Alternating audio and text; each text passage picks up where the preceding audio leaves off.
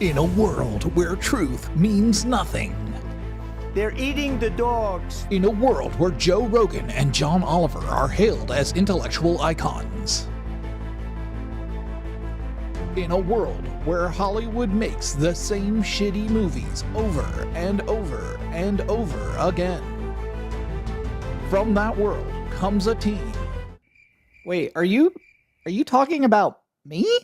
In the lineage of iconic teams like The Rock and Mankind. Okay, well, that's not a terrible team to be part of, I guess. Like Lennon and McCartney. Okay, that's probably slightly even better. I could get behind that. Like Sherlock and Watson, or Batman and Robin. Okay, but one of those people in that dyad is really bad at what they do. Like Steven Tyler of Aerosmith and the guitar guy from Aerosmith. Hey, wait a second. Don't want to be the guitar guy. Like Michael Jordan and, whoever else was on the Bulls. I'm Pippen. I'm Scottie fucking Pippen. Comes a partnership to save you from the shitty entertainment you are forced to consume like so many Slim Jims. It's Connect the Coast Radio and a guy with an LED background, a microphone, and too much free time on his hand wearing emo band shirts like it's the 2005 Warped Tour. Hey, wait a minute. That's me you're talking about. This winter, if you watch one podcast, make sure to watch Connect the Conversations. That's not the name of the podcast, you asshole. Fine. It's Honest Conversations with Mr. Carter, now syndicated on the Connect the Coast network. Thanks. See, is it that much to ask for you to be professional for like 10 seconds? Coming soon. You motherfucker.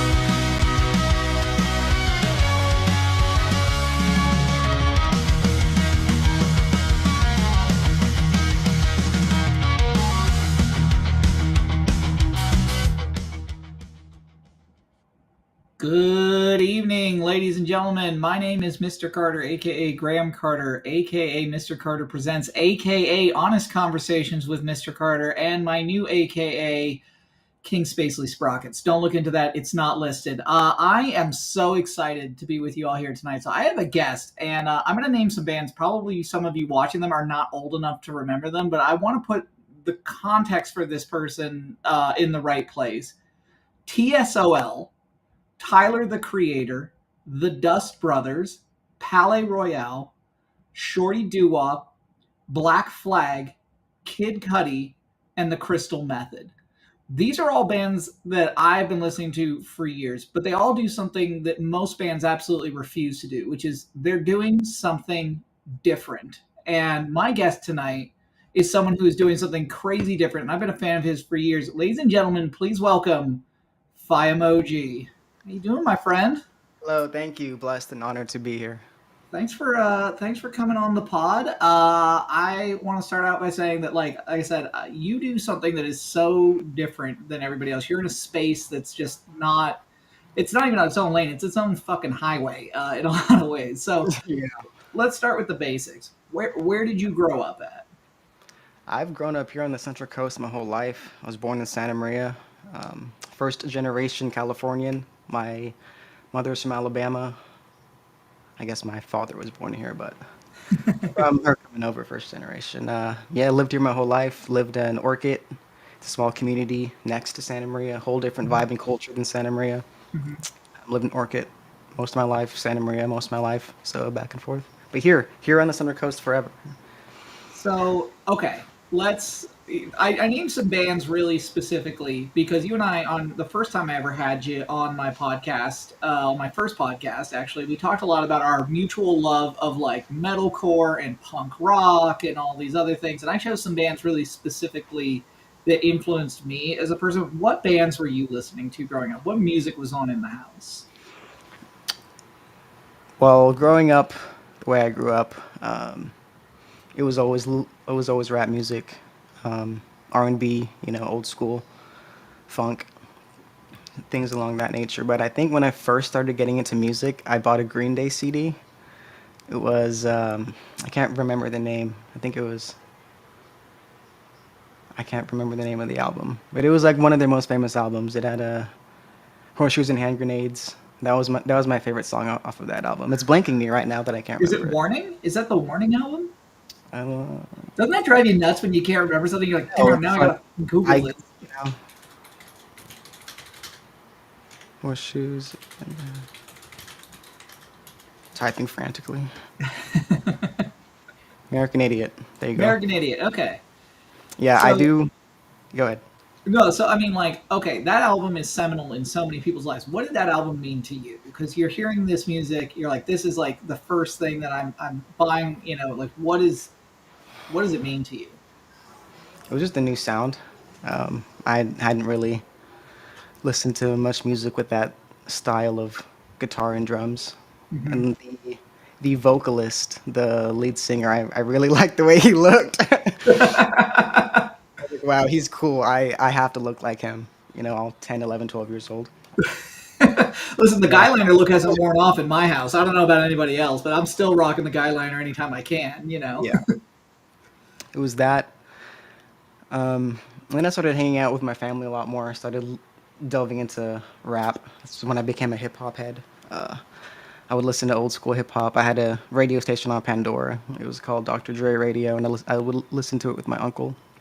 He put me onto all the bangers back in the day, and I'd be like, yeah, this is pretty cool. This music, I think resonates with me. I don't know. I'm just listening to it from the ages of 10 to 15, 16. And I was really, really just listening to hip hop. And what kind of, like, besides Dr. Dre, who is on that Pandora station? Like, where were the influences coming from? Because Dr. Dre touched so many people. That's a really broad spectrum. Warren G, Nate Dogg, Regulate, Snoop Dogg. I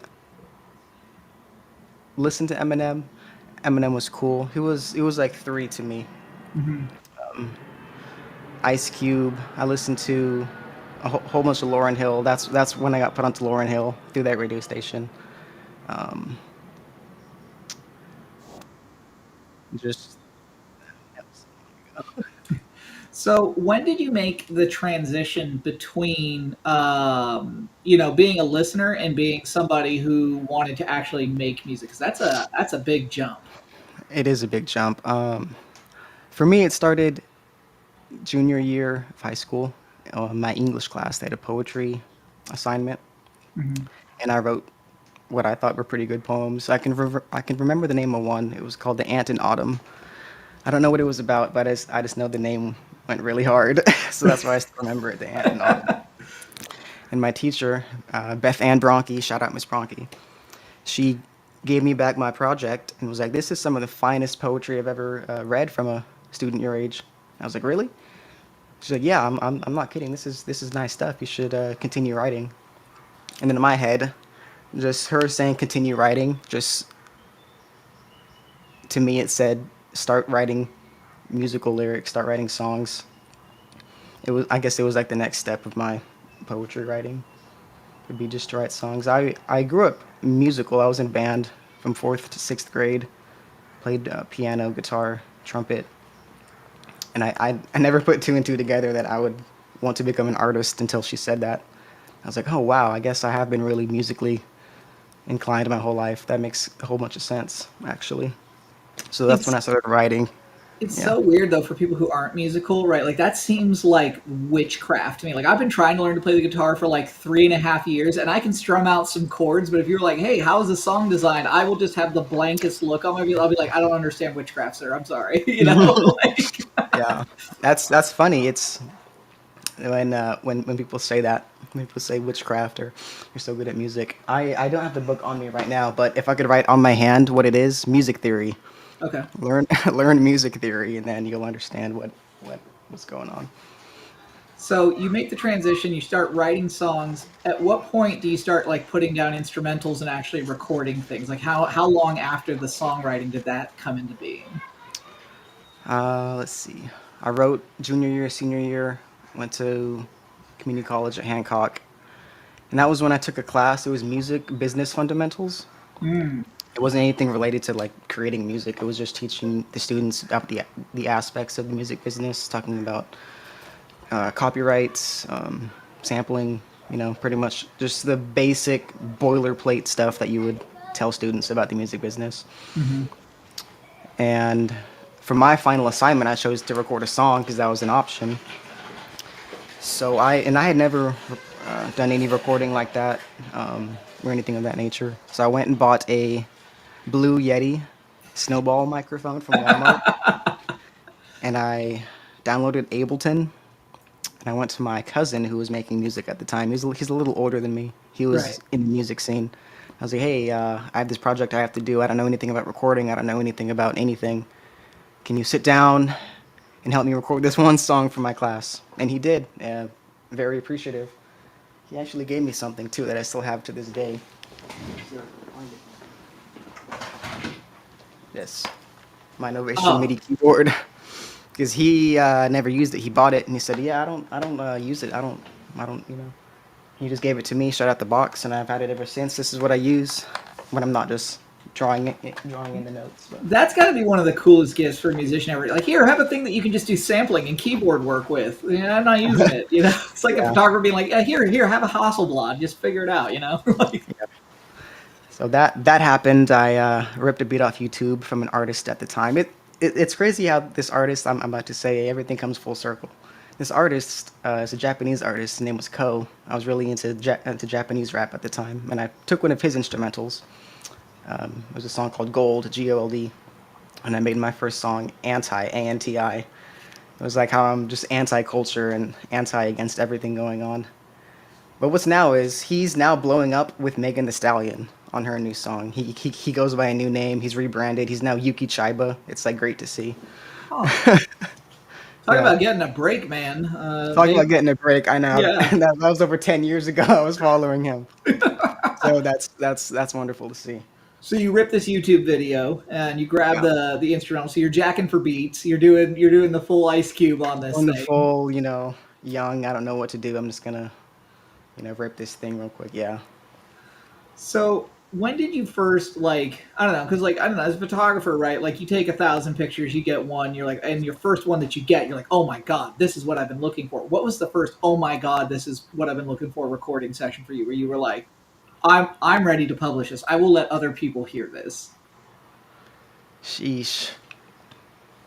I don't think it was ever like that. For me, I always just wanted to release whatever I recorded and made at that point in time in my current skill level. It was like I was never worried about is this good enough. Later in my career, I did start worrying about that, but in the beginning, I just put out everything. It was just utter garbage, but I'd still put it out. The basics were there, but I was still new to recording and to using my voice. Is all that stuff still on the internet or is it like taken Oh no, down? I've erased most of that stuff. The mo- Marketing pitch for you. Create a site, don't tell anybody about it, and let somebody find it so that when you blow up, they're like, I found the original Fyamoji recordings. Yeah. oh god, yeah, yeah, right. That would be terrifying. Hey, I So want to. Yeah, go ahead. no, so I was going to ask, like one of the things about you that's really interesting to me is that you mentioned like early on being really interested in international music, right? Like what started that fascination? Because you and I were talking the other day, and that's clearly like still a thing. So what started that fascination? With international music, Yeah. probably my affinity with Japan. Growing up, I really wanted to move there when I was in high school. Started learning a whole bunch about their culture. Started realizing maybe that's where I'm supposed to be. All of their values and ideas are kind of in line with mine. I don't feel like I fit in America, and that was 10 years ago. That was Yeah, that was 10, 12 years ago. I was saying those things. When you talk about your values that fit in with Japan, because I don't think a lot of people really understand Japanese culture, which values are you speaking about in particular that resonated with you? Politeness, privacy, respect, humbleness, motivation. They, when I was in Japan these two times, it's it's kind of like night and day, between here and the United States. just the way of life, their culture, their cities. You know, everything down to their transit systems, to their trash collection systems, to their attitudes towards one another. It's like it's orderly. Everything makes sense. It's like designed in a way to make sense. It's not just haphazardly put together for the sake of infrastructure or for, you know, No social. freeways running through residential neighborhoods for no reason, like here in the Bay, whereas like you just Yeah, obviously just threw a freeway in here. you know? yeah, right. Yeah, exactly. Yeah, it was me delving into Japan and then finding Ko. Um, that's what started the international search.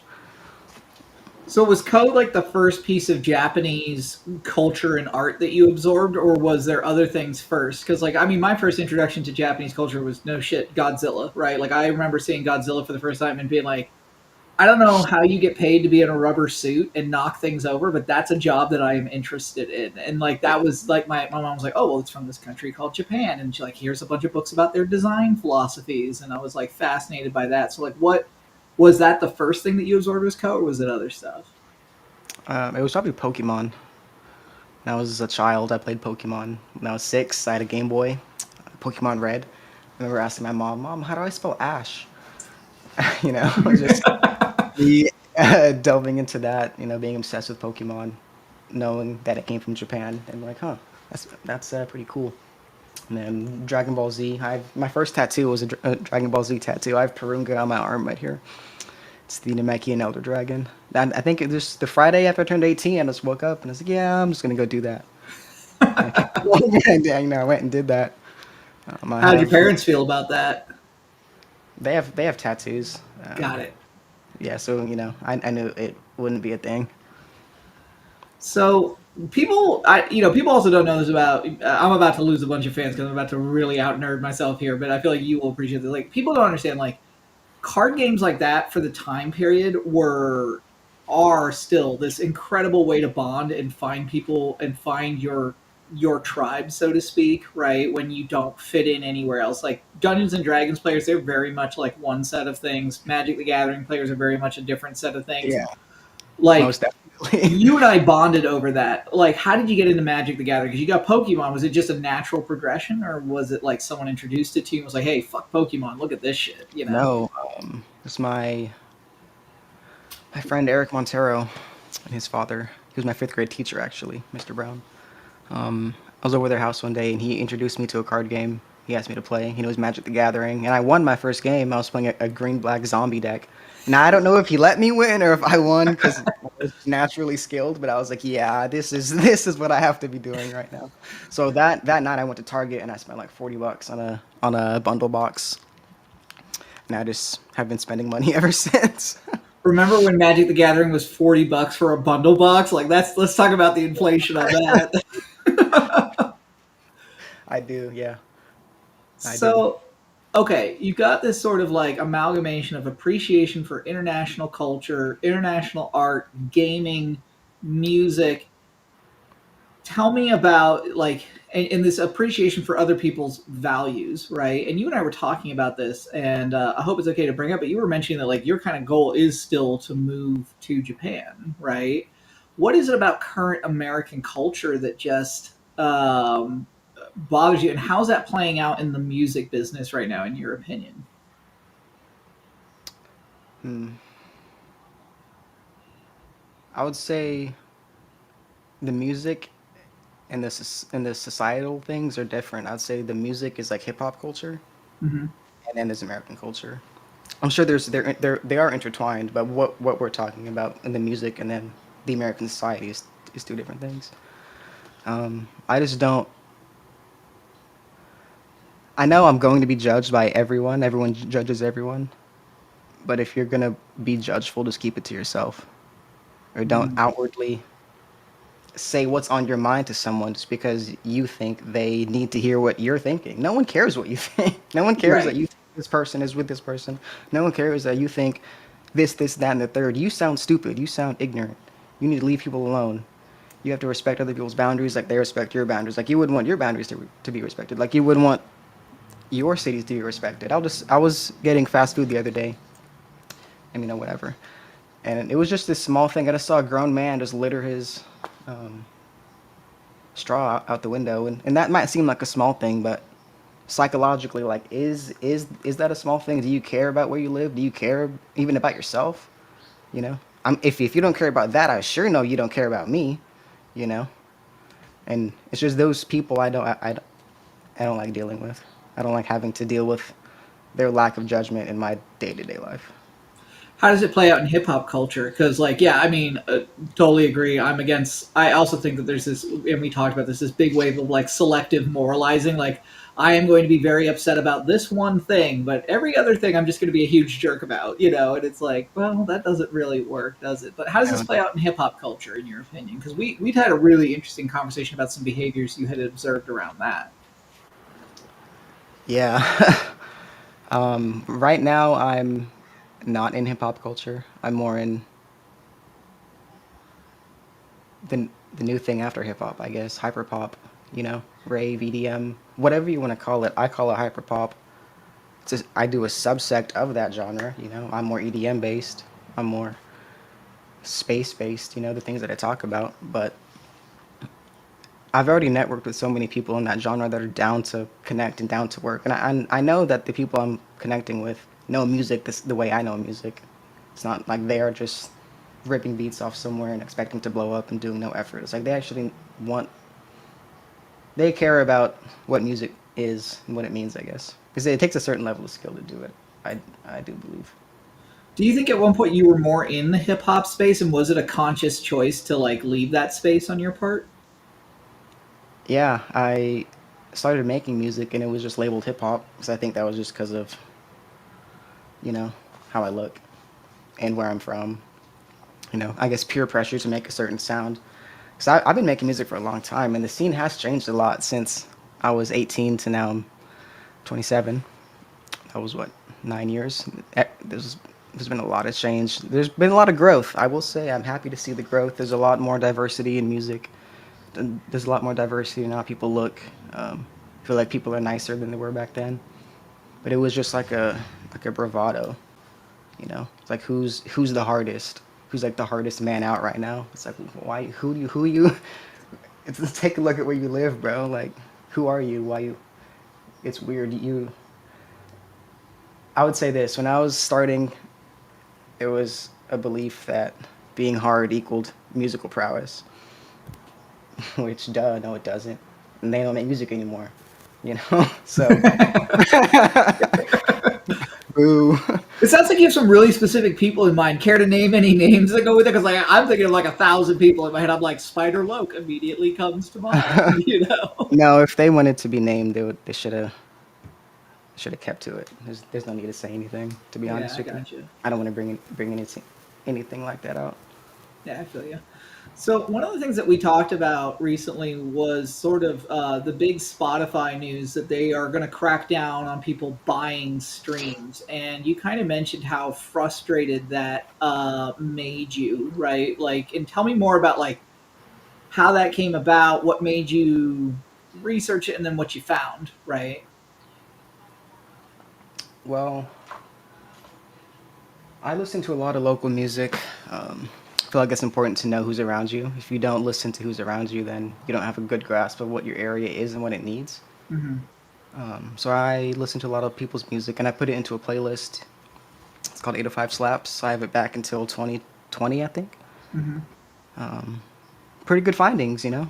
It's nice to see it categorized and see how the scene's grown. There's been more songs dropped every year, you know. If anything, it's a nice way to look at numbers. But yeah, I was staring at numbers all day, staring at people's accounts, you know, checking to see what's new, who's dropping. It was mainly just to see who's dropping and like to help them, because I know I'm dropping a lot, and I know if there was another person like me doing what I did, then that'd be cool. If everyone helped each other out just a little bit to help the scene grow, that'd be cool. You don't have to be the one person to do it all. Right. You know, I'll say this analogy. I was at the beach for my birthday doing a beach cleanup. That's just what I wanted to do. And the whole beach was trashed, right?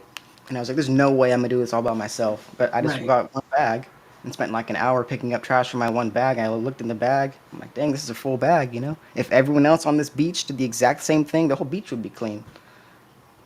You know? No one has to do it all by themselves, you know? If you feel like it's hard, just do your part. Do what you can. If you want to see good done, do good.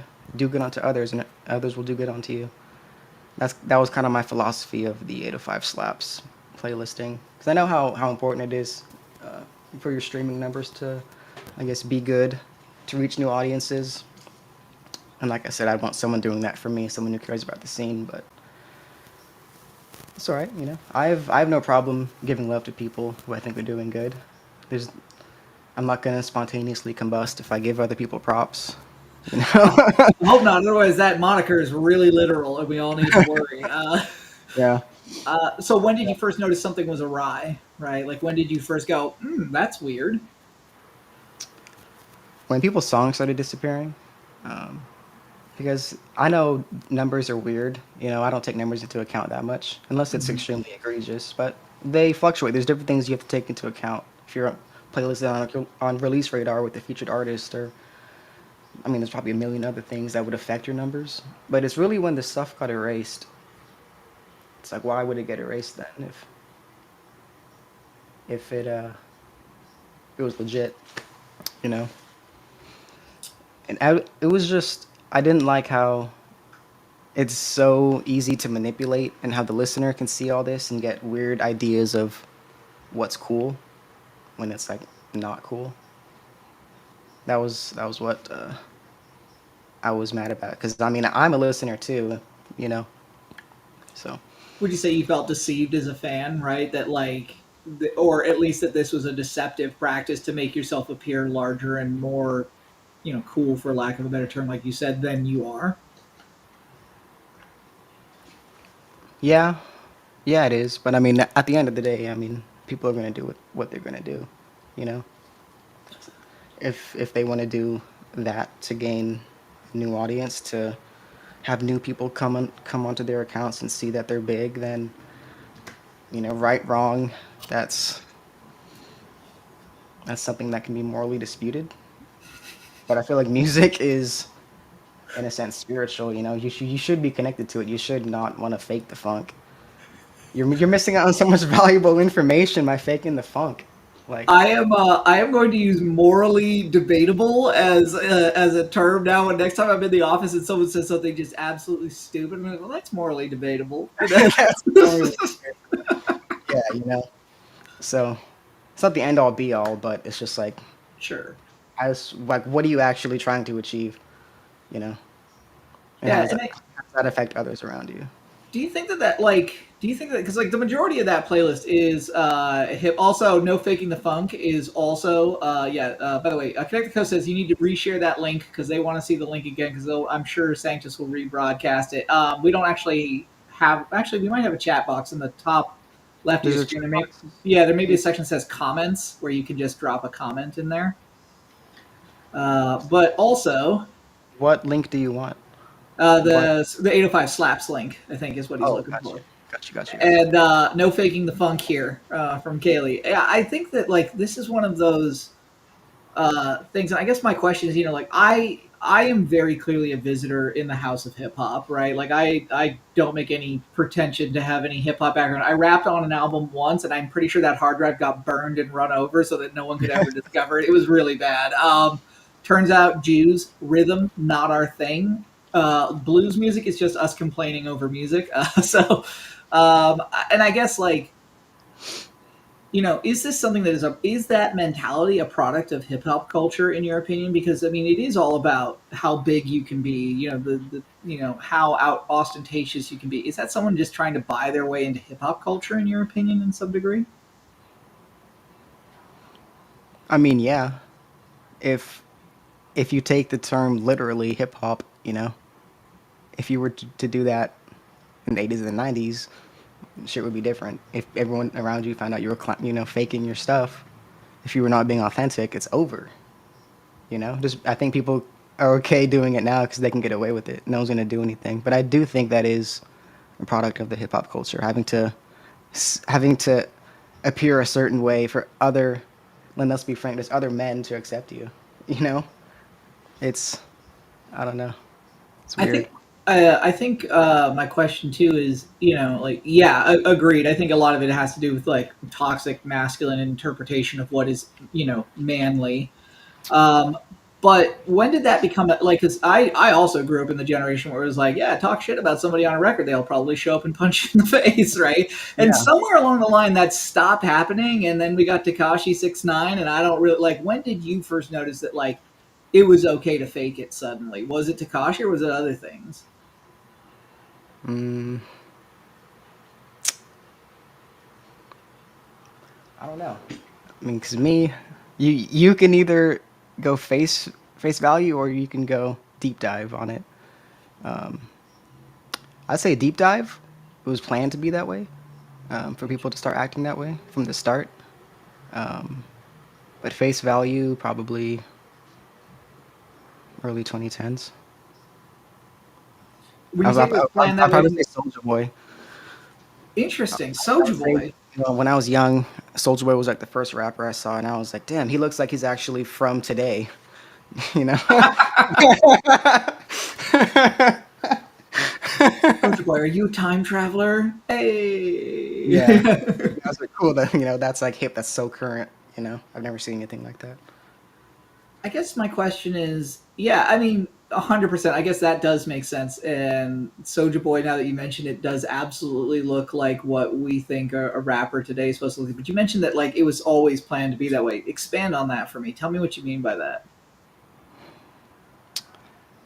I would say with the disappearance and I would say excludement of conscious rap for the adoration and promotion of gangster rap. Feel like because it's touchy. It's touchy, It's I don't know. I feel like it's easy to manipulate people when you have a hold of their culture. That's all I'm gonna say. Interesting. Interesting. Yeah, I'd be fascinated to do a three-way interview with you, me, and Sanctus because I feel like we would have we would have all the points on the triangle of opinion about the music business, right? Like Yeah. I grew up in LA, so like to me, it is the music business, right? Like the whole thing is supposed to be about selling out. You can be a musician and not be part of the music business. Once you go work at Capitol Records, that's your job, right? And like A&Rs and all that stuff. Like I knew people that did that stuff, and they were always like the just giant shills, right? Like we're gonna make you a millionaire. Probably not, but you're probably gonna be a millionaire. You won't be. Sign this contract. It's bad for you. It's What? bad Nothing. for you. Yeah.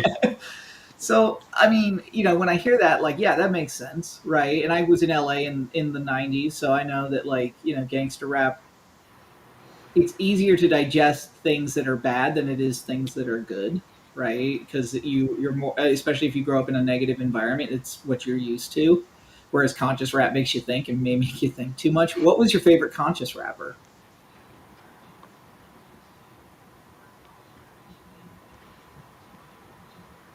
Like of all time or just 90s based? No, I mean, like, if you want to do a top three, that's always fine by me. Just of all time. Top three conscious rappers. Okay. Hold on. I already know one, and I feel like it's gonna be pretty cool to say.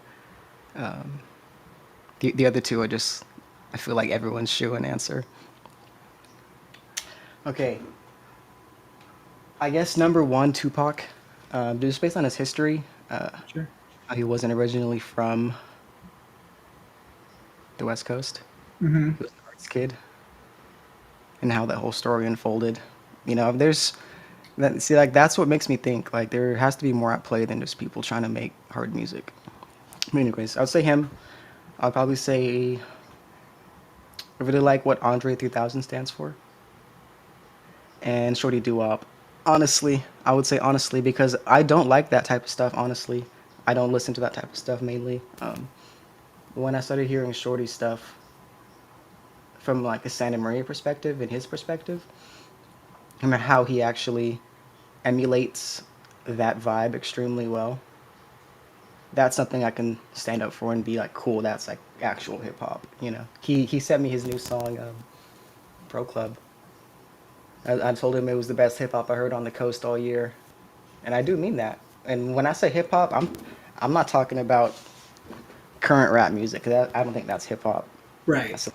When I say hip hop, I mean what everyone thinks of as hip hop. If I would play this to my 40-year-old uncles, they wouldn't say turn that shit off. You know, they would say, "Oh, cool, that works with what we're accustomed to." It's very validating as someone who has almost no musical talent to hear someone with musical talent agree with me. Like Shorty sent me that track too, and I was like, "This is such it's like why I listed him in lists of artists that do something different, right? Is like you could keep making the same song forever, and you will keep your core audience, and you'll probably expand your core audience into people who only want to hear that music. But that song is so outside of his normal comfort zone that I was like, it's a party song. It's a party song that you never thought you would get from this artist, and it works perfectly. What was the first Shorty song you ever heard? I think it was mentally incarcerated. I had known of Shorty Doo-Wop from his ciphers back in the day. That's how I first found out about him. And if his first recorded song on a streaming platform I heard was mentally incarcerated. And I think, like, if I'm to be correct, I think that song is like 10 minutes long. Maybe I'm tripping. I see him right here. I'm gonna just pull it up. Shorty Doo-Wop.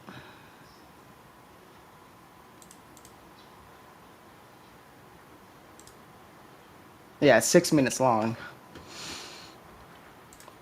I was like, damn, okay. And that was the first time I listened to his music actually like that. Yeah. I'm sitting here watching you look this up, and it's something that just occurred to me. Like you are still such a fan of music. There's still a sense of like wonder about it for you, isn't there? Like I saw your face. You're like, oh my god, and I can just watch you going back to the first time you heard that. Is that something that's important to you as an artist to keep that sense of wonder and like? I feel like it's very important. I'm obsessed with like the most cutting edge musical advancements that are happening right now. There's new NEW, and what I say new NU, like you can drop a song and it's new for you. It's NEW, but it's not new. It's not NU. It's not pushing the boundaries or anything. I've heard that Right. 50 times from someone. Just now you're doing it. That's cool. I mean, that's cool. Like that's fine. It sounds good still. That's still good music. I'm not saying anything's wrong with that, but I'm obsessed with finding out what can be the next thing and making it the next thing. I've done that my whole career. I feel like ever since I started with auto tune, with bouncy beats, different style hip hop beats, the way I dress, the way I look, and then I don't know. I've been doing this style now for like 3 years.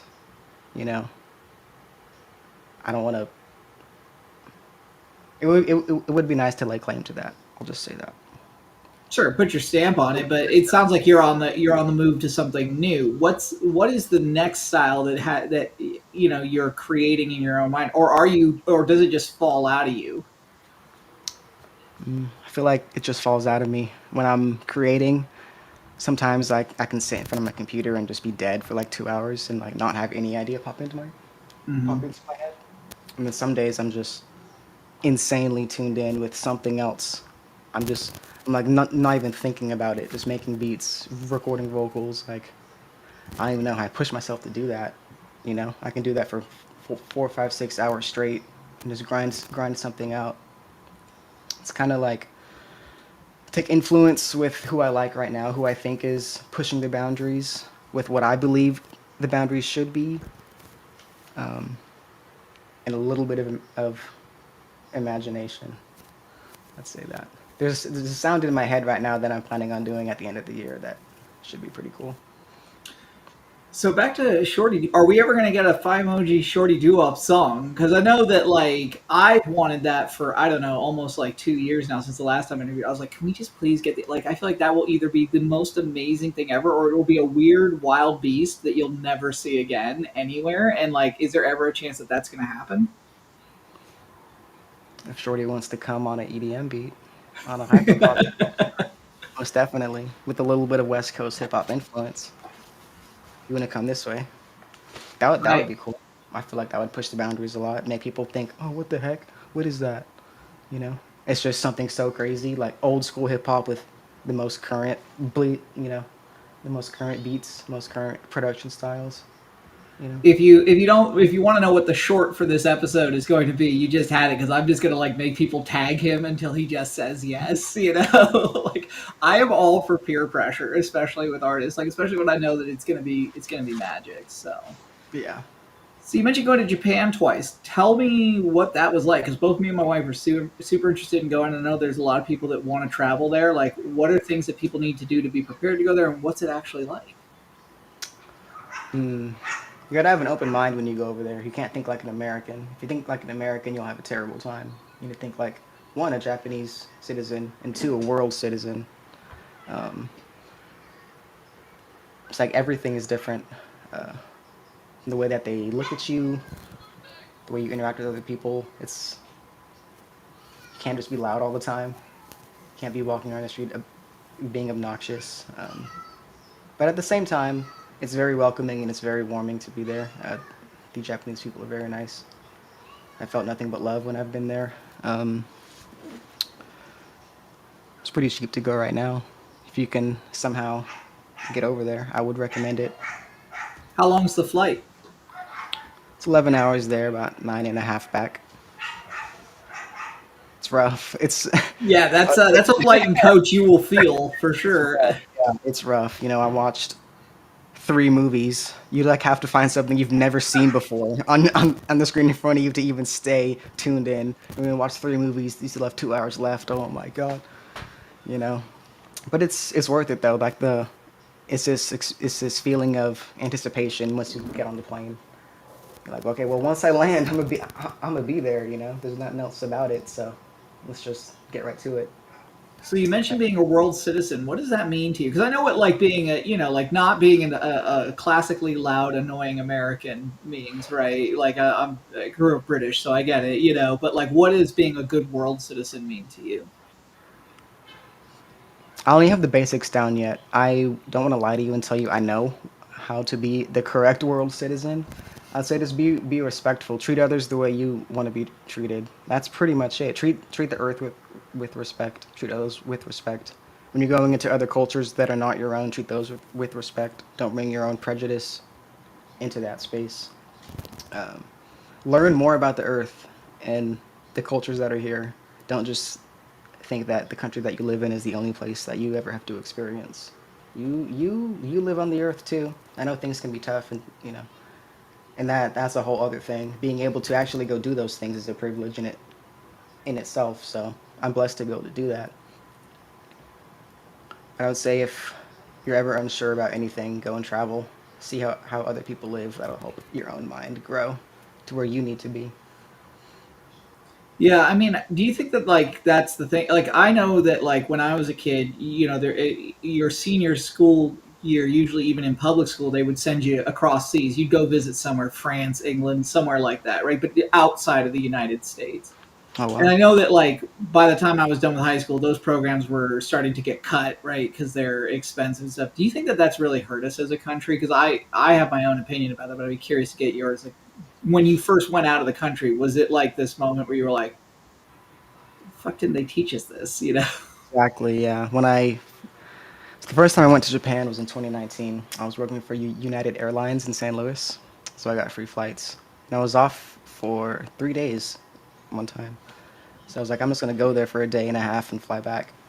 So I flew there, and I think the first thing I noticed, and the thing that stood out to me the whole trip, was I didn't see any trash anywhere.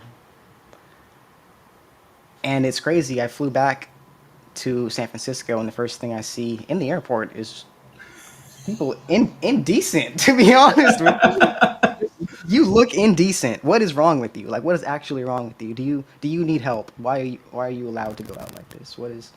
Do you think this is okay to show other people? Just trash everywhere. I was like, wow, there is something completely wrong with everybody here, and you can't just say that. You can't just, there.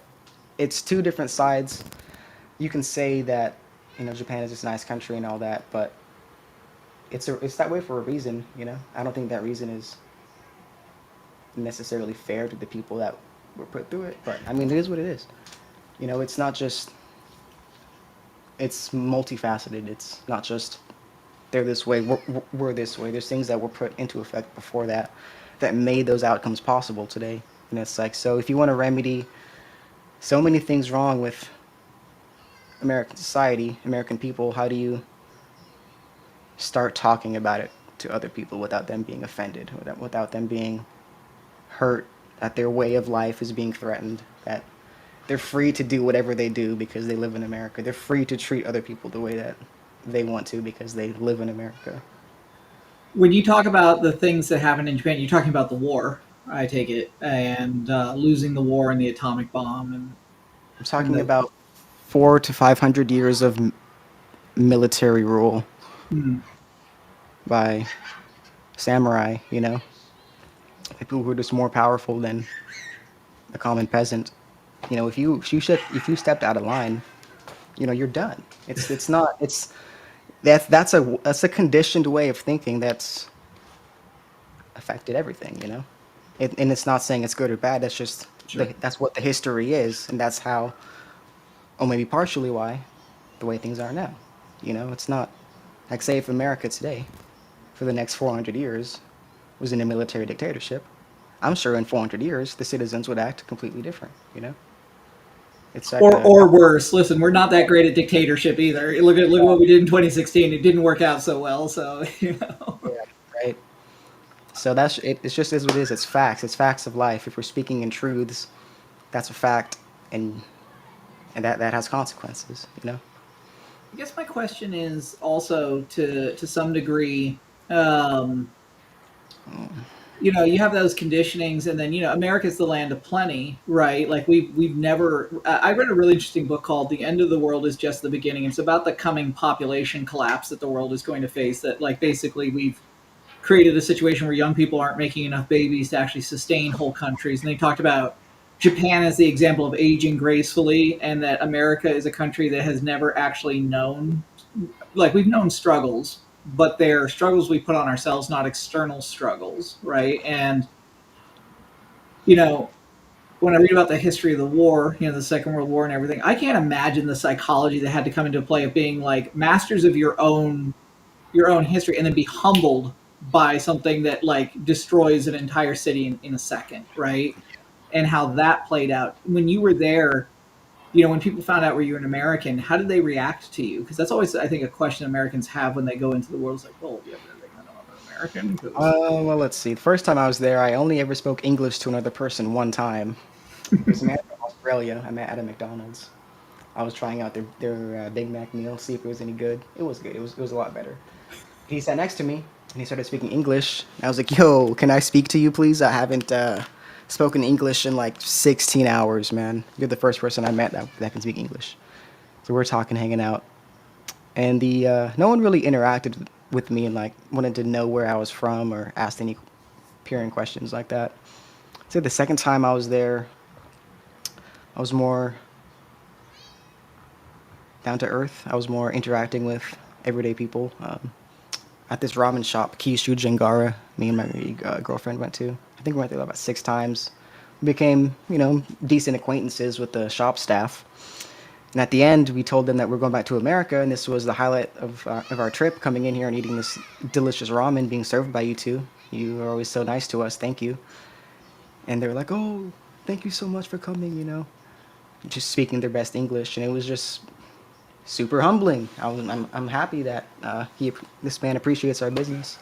Thank you for putting us right in the front, for not, being mean to us and telling us to wait outside. It was just nice. So it wasn't.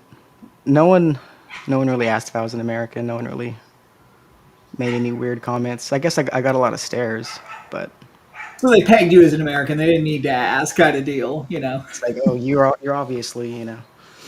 Yeah.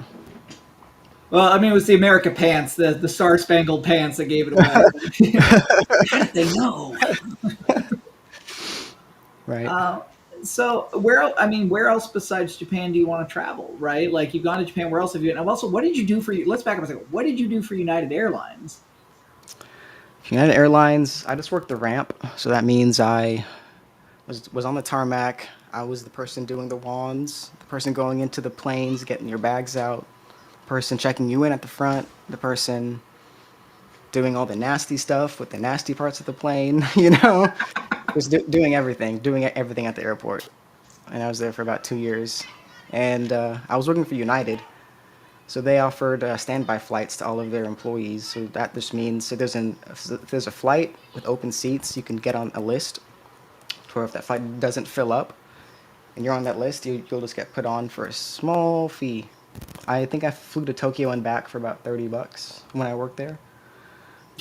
Yeah. What? Hey, I flew first class internationally back from Tahiti for like $80. Those seats are No way. $10,000. You know what I'm saying, man? Okay, so I look around and I'm like, dang, I'm the only young person in the seat. It's a bed. You get free champagne, free liquor, free food. The TV's better. The attendants are nicer to you. And yeah, I look back and I just see, all these families, and I look forward and I just see wealth, and I'm like, even though I'm getting this for free right now, I need to be here for the rest of my life. I would have made up a story. People like, oh, what are you doing here? Oh, I'm an oil billionaire. I was I'm an just in oil Tahiti on my vacation. just something slight. Yeah, and just something slight. It's like pocket change for me, honestly. Don't even talk to me, type shit. Normally I fly private, but my plane's in the shop. Normally I fly by. Stop, leave me alone. No, I've been honestly, man. Why not? No, they're not gonna see you again. No, been to when I was at the airport. I took 4 trips, 4 major trips. Went to Tokyo, went to Tahiti, went to Alabama to see my family, and I went to Hawaii. And That's I'd a never been to huge cross Tokyo, section of Tahiti, the and world Hawaii. right there. Yeah, it's honestly, if you think about it, it's just the Pacific Ocean from California to Japan. I'm part Filipino. I've a lot of Pacific Islanders in my family, so I've been around the culture a lot. Um, I know a decent amount. I feel like those cultures are interesting. My aunt's Samoan, my cousins are Samoan. Um, so I would like to go see their islands, but mainly I think the next place I want to go to is the Philippines.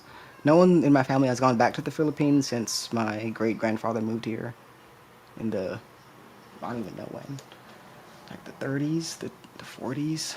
What's the reason for not going back? Because everyone I know who's gone to the Philippines is like, this is a blast. This is Yeah, I amazing. know, right? He became Americanized. Hmm, He stopped speaking Tagalog, became Catholic, and then Jehovah's Witness. got it. Yeah. That's a lot of Americanization in one place. You know. Yeah, right. Moves to Santa Maria, becomes all that from Banga, Auckland, Philippines. So, What brought him over here? he was 40 years old when he moved over here. He took his brother's Navy passport and he posed as his brother to come to the U.S. I just know that much. I No mean, you gotta give it to reason. him. He's like, listen, we look basically the same. Like this'll work. It worked. I mean, it worked. But yeah.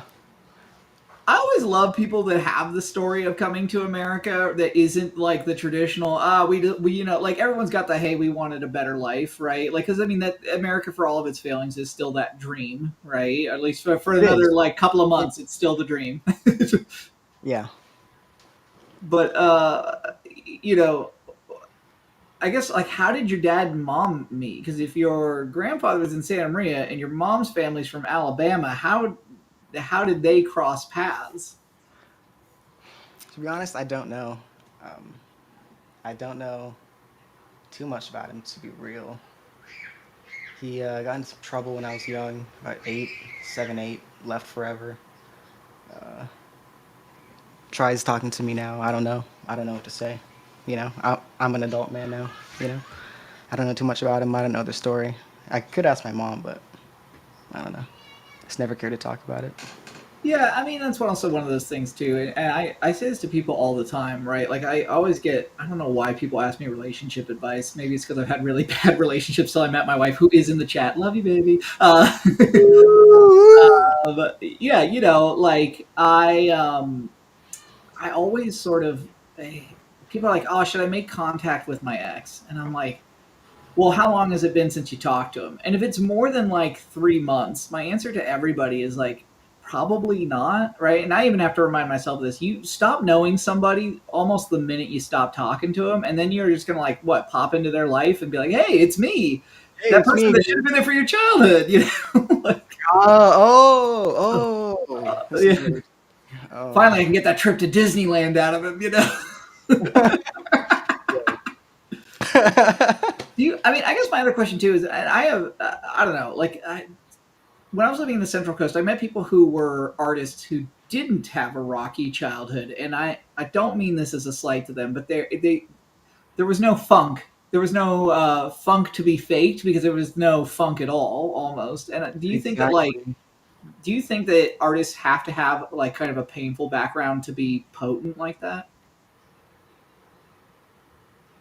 I would say generally, yeah, for the general populace to relate with you, because the general populace aren't wealthy inheritance children, or even Thousand Oaks children, or Simi Valley children, or even the Central Coast children. To be honest with you, because this is not the worst place to live, if we're being quite real. Um, Everyone goes through bad things, obviously. I'm not saying you have to go through bad things to make art, but going through bad things helps inspire your art, helps you, gives you a drive, helped give me a drive to want to not become like anyone else around me, to have something to say, like to have a message worth saying that's easily backed up by my life, you know. Um, but at the same time, even if you were born into a privileged position, you should be grateful because there's nothing wrong with that. You shouldn't feel slighted because your family is wealthy. You shouldn't feel slighted because your family provided for the future generations more than other families did. That's nothing to be ashamed about. Um, so I guess it goes both ways. There's no really right or wrong answer to that. Having met some ridiculously rich fucks in my life, I promise you, they don't feel slighted by it. They're like, yes, my life was quite difficult. I did have to choose the Bentley over the BMW. Yes, And you know what? Like, to us, those don't seem like problems, but to them, Sure. in their head, that's a problem. And it's like, who am I to say? It's because I wasn't privileged to, and it is superficial, but that's someone's life story. Am I going to discount that because I think they're, you know, crazy because they're rich? No, that's not fair to them. But I mean, if they're an asshole, sure, go away. But if, you know, Yeah, I mean, there's no amount of that's still money their that can story. fix being a douche. Exactly. I my Yeah. Anthony Bourdain has a really crazy essay that he wrote for his book Medium Raw called "The Rich Don't Party Like You Do," and it's about him on a drunk bender. I think in the Bahamas somewhere, and coming across this crazy rich broad that he thought was like super interested in him as a person, and instead like she was just a fucking hot mess, and he was like, "Oh, your life is fucked up. The difference between you and me is that you'll never know it because you have so much money that it buys you out of any like she stole a dude's wallet, got in a fight with a waiter, and he's like, people are like looking at him like, hey, are you with this person? He's like, I am absolutely not with this person. I am not wealthy enough to be fixing these problems. And I think that it is all perspective, right? Of like, Yeah. well, sure, I don't have those problems, but I mean, I'm sure there are other problems. My mom's a psychologist, and she's like, you would not believe the crazy ass shit that happens in rich families. That, like, in a poor family, Child Protective Services sails in and is just like, absolutely not. And in a rich family, they're like, I will pay off Child Protective Services. Exactly. Like, our So, crimes even really crimes then? yeah, right. Yeah, absolutely. And then I think my sort of question is too is one of the things that I've seen in recent culture is sort of the commoditization of that fucked up backstory. Like, not that it's in the background. It's like, hey, I came from this environment, but there's like an active attempt to like market it. And you mentioned that in Japanese culture, that's not really how it works, right? Like, you don't throw that out there. What's your take on that as an artist? Rephrase the question again. You said it. What is my take on monetizing a tragic backstory? Yeah, like is that? I mean, like, because part of me is like, yeah, sure, get yours, right? Like, you lived through something fucked up, you might as well profit from it. But also, part of me is like, are we actually creating, like you said, like that race to the bottom almost? Yeah, I feel like telling the story of trauma growing up is fine, but glamorizing the trauma and inspiring others to indulge in that behavior is bad. But if that's your story, you shouldn't be ashamed to say it. But you should be ashamed if you're influencing others So on the path not where you are. aggrandizing it, but telling it. Would you say that that's probably the way to handle it? Yeah. Yeah. You have such an interesting perspective. Every time we talk, I'm always like, this guy's brain is just not like I'm in universe A, you are in universe B, and it is always fascinating to have those two universes talk to each other. Yeah. It is. It is. It is nice. I haven't spoken existentially in a long time. Um, I feel like I'm in my own world all the time, my own mind. At first, when I was growing up, I thought I was crazy because of the way I thought. I'm like, why do I believe in love so much? Why am I just so happy all the time? Like, why is obviously, but like, why is like nothing really getting to me? And then as I get older, I'm like, oh my god, life has been crazy this whole time. You're all the crazy ones. There's something wrong with you all if you don't. If because I know the universe is full of love because I exist and I'm full of love. I'm full of peace. I'm full of harmony. I'm full of the growth of the human race past what we can even perceive it to be right now. And it takes laying stones now to get to that point. If we don't lay the stones now, we're not going to exist anymore. And per universal law, that's fine. In his debt, she needing it back. I'm working around, just letting it catch. These feelings intact, my cinnamon shawty. She using no golly. I'm resting my 40, I'm looking to know her a little bit closer. No roller coaster, nipping is fine. I'm calling a mine, not taking a shot. The humble reside, taking the trash out. Gonna waste no time, never in my prime. This my new lifetime. I don't need no shot, gonna waste no time. Gonna waste no time. Everything I'm thinking gonna happen, shorty. I'm trying to give you extra strokes. Weed hasn't thrown. Been a pleasure, nice to meet you. When's the matrimony? And me no disrespect. Don't be too casual for me. Take it for what it is, yeah. You trying to have my kids, yeah. If I go too fast, then you might leave me in suspense, yeah. You ain't making sense, yeah. Baby feeling tense, yeah. Yeah. I told her, what's prime, baby? I wouldn't lie, baby. I wouldn't hug you, then go leave you. Push aside, baby. I see them signs, baby. Them desert eyes, baby. We gon' weather bigger storm, but that's in time, baby. Buffer calibrations if you be more patient with me. Feeling easy going time, but life done made me silly. Restoration case on 50. Ay, where's the case on D? Where's the case on D? I'm so close to press back. I should've told you this, that. Yeah. If me and the devil ran a fade, would you go for me? If they let me in the White House, would you vote for me? I paint that motherfucker brown and let the homies free. Man, who am I kidding? If I ran, they'd end up smoking me. Kissing on your neck, banging Jodeci. Then I'll beat the pussy up like it stole from me. My enemies in fear of dealing with the ghost of me. I ain't gonna hunt your little scary ass homies, G. Back to my brown skin queen, you caught my eye again. You all I need to get me through in this life of sin. It's another slow jam I'll dedicate to you. I'll flip this world upside down if they hate on you. So close to press back. I should've told you this, that. I'm so close to press back. I should've told you this, that.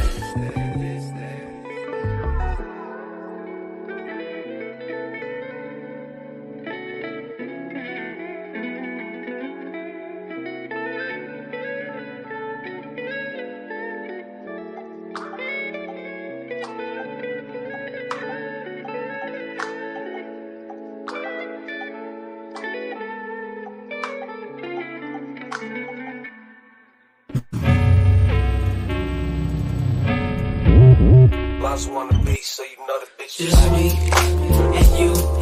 What's good with you?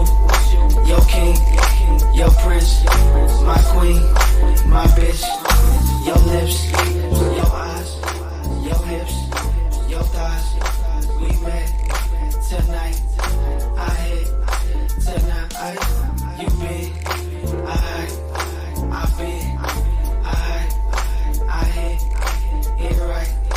She dick, much I ice. You smoke, I drink. I know you think that I was good tonight. Off the rip, look what I did. I made a 20 out of 25 cents. I got the enemy streaming my shit. I make a broad only like coochie like dick. Me and him, we ain't the same. He ain't got an ounce of game up in that brain. He love to try to throw smut up on my name. But when I see him, maybe yelling gang gang. Like we homies, but we not. That respect don't hit the same when it's buck. When it get hard for you, it's fuck the world. Y'all love the homies more than you love your girl. That shit sus. What the fuck? Cause she ain't never had a real one in them guts. Look, until I hit shit, and that was it. Y'all drink, think, and get pussy to my shit. Singing. Just me and you. What's good with you? Your king, your prince, my queen, my bitch. Your lips, your eyes, your hips, your thighs. We met tonight. I hit tonight. Now how many licks do it take for you to? You'll never know if you still fucking with a bum. Maybe one day, but y'all been cooked since day one. You tweaking if you beefing and you bitching over crumbs. Homie, I ain't the one. Stay the fuck around me. There ain't nothing that a broke motherfucker can tell me. I love it when y'all step up in the ring and doubt me. And end up going to sleep counting sheep by round 3. Look, now who let these dusty ass, dingy pro club wearing ass motherfuckers in the function today? Me mugging with no hands, they got fucked up today. I don't know, but they scaring all the pussy away. I still like them brown eye, big old titties and thighs. Little homie, big old heart, get you wet between your thighs. So spit your game, baby girl. I'll be the pleasure to your pain. Whisper in your ear, baby. This is what I'm saying. Just me and you.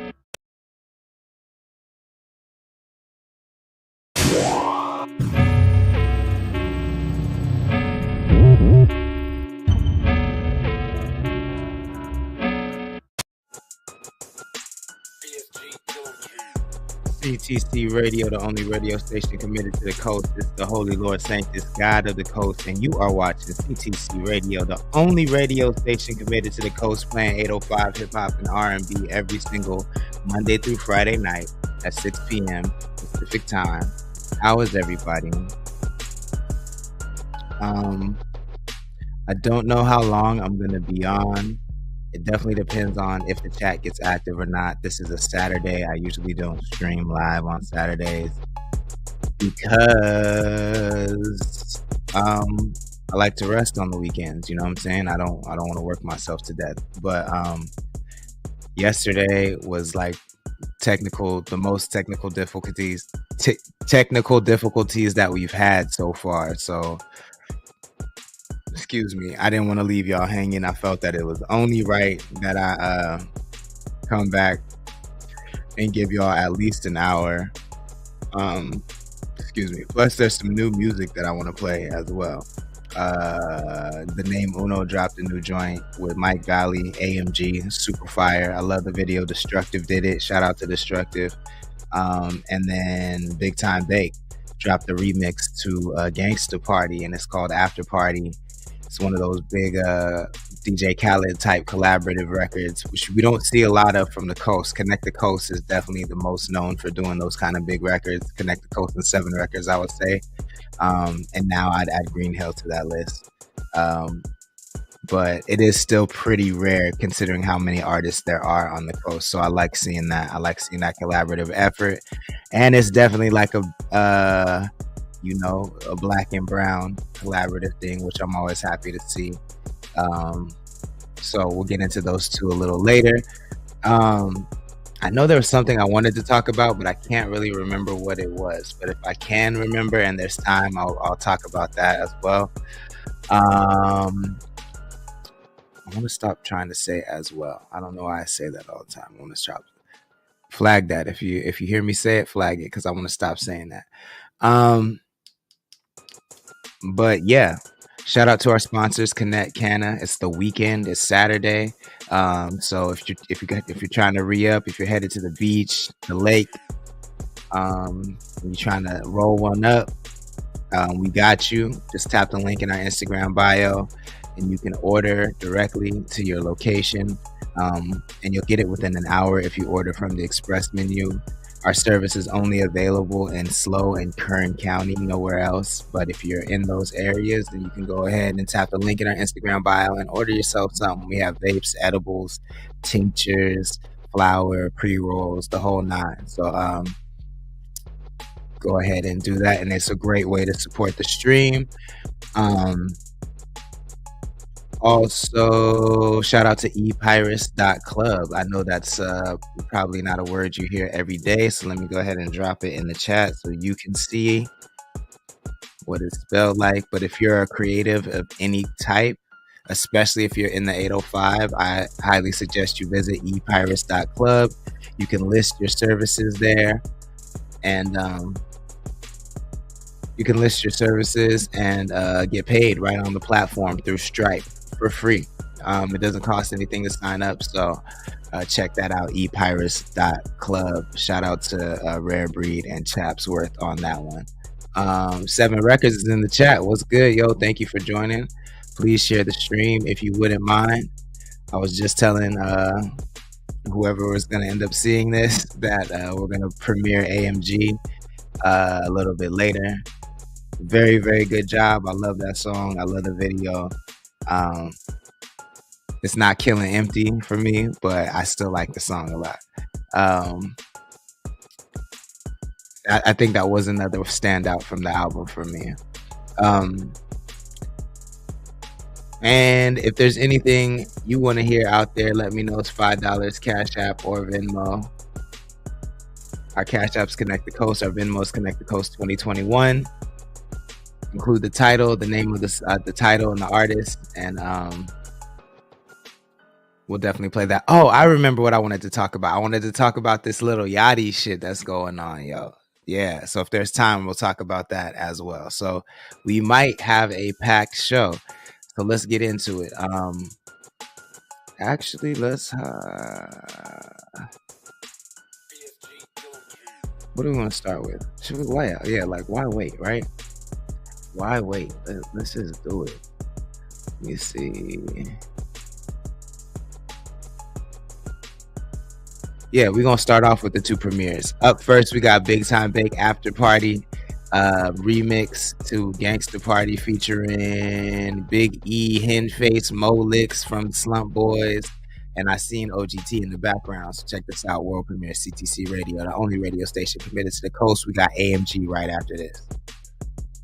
This the after party, let the bros in. That money sound get me activated. Up, down, up, down, up, down. There go that money sound again, you know I'm loving it. Hit the gangsta party, now my niggas thugging it. City rocking with me, everybody fucking with it. Yo mama, cousin, granny, your whole family out here bumping it. This ain't a gangsta party, baby, this the after party. Margot Robbie's in the spot, I see a couple Barbies. We off the rope spot, jumping like it's Jeff Hardy. And if niggas playing games, I keep that one stick, you know it's hard. All my booze in one spot like this, a haunted house. Baby got hella ass, I think she from the south. Shawty yapping, she the type to give a lot of mouth. Up, down, look at baby head bounce. Oxnard, California be the residence. West Coast, baby, niggas know I'm always repping. Niggas know I'm in the spot soon as I step in. Put on for my people, yelling big time for president. This a gangsta party. I need a bad bitch, I need my gangsta shorty. This is a gangsta party. Gangsta party, baby, this is gangsta party. This is a gangsta party. I need a bad bitch, I need my gangsta shorty. This is gangsta party. After party. Gangsta party, baby, this is gangsta party. It's a gangsta party and the gangsta in here lacking. Shorty throw it back, you better quit with all that acting. Action, not little mama, we just buggy. Back in, counting my commas like I should be. Big moves, big chips and big plays. Love a thick bitch, hair done, pretty face. I'm an old school, fly homie, never change. She like roll through. Who you with? I'm with the gang. Breadwinner, like I'm James P. Sullivan. I let it simmer, but this money gon' keep coming in. I'm in the function taking shots like it's medicine. It's that gangsta out the ox they keep mentioning. Feeling like I can't lose, like I'm supposed to win. Said that was my last run, here I go again. Ain't always up, remember back when I was 0-10. Chop them down like a cut, make a 40 blend. Listen, gangsta party. I need a bad bitch, I need my gangsta shorty. This is ooh, a gangsta party. Gangsta party, baby, this is gangsta party. This is a gangsta party. I need a bad bitch, I need my gangsta shorty. This is a gangsta party. Gangsta party, baby, this is gangsta party. It's against a party, bring that Hennessy. Player pippin' president, I'm calling from the embassy. How you showing love, but it really be some jealousy. Take a couple shots at the Hennessy, know she messing me. One night stand, why the fuck you always message me? If you ain't get into it, why the fuck you standing next to me? Up late night, let this start like I be clerking. Bring that ass over, let me see what I could work with. Ass brand new, no make her, she looking perfect. Should I give a dick? I don't know if she deserve it. I like my bitches slim, thick, and real curvy. Oh, she got a man, oh no, don't hurt me. Come and get your bitch, cause she acting real flirty. At the gangsta party, yeah. Gangsta party, gangsta party, gangsta party, yeah. I bring the Hennessy. Listen, gangsta party. I need a bad bitch, I need my gangsta shorty. This is ooh, a gangsta party. Gangsta party, baby, this is gangsta party. This is a gangsta party. I need a bad bitch, I need my gangsta shorty. This is a gangsta party. Gangsta party, baby, this is gangsta party. Gangsta party, ain't nobody else gon' do it better. I'm the weatherman, lil' mommy, you gon' need a sweater. Say she fucking with that nigga, man, I hit it better. Say she want a real nigga from the 19 letter.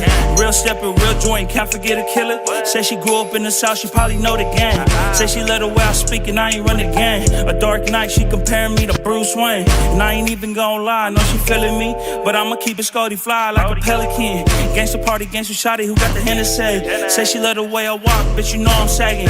Fat daddy, what she call me, and I ain't even mad. Yeah, fat daddy, what she call me, and I ain't even mad. Listen, gangsta party. I need a bad bitch, I need my gangsta shorty. This is ooh, a gangsta party. Gangsta party, baby, this is gangsta party. This is a gangsta party.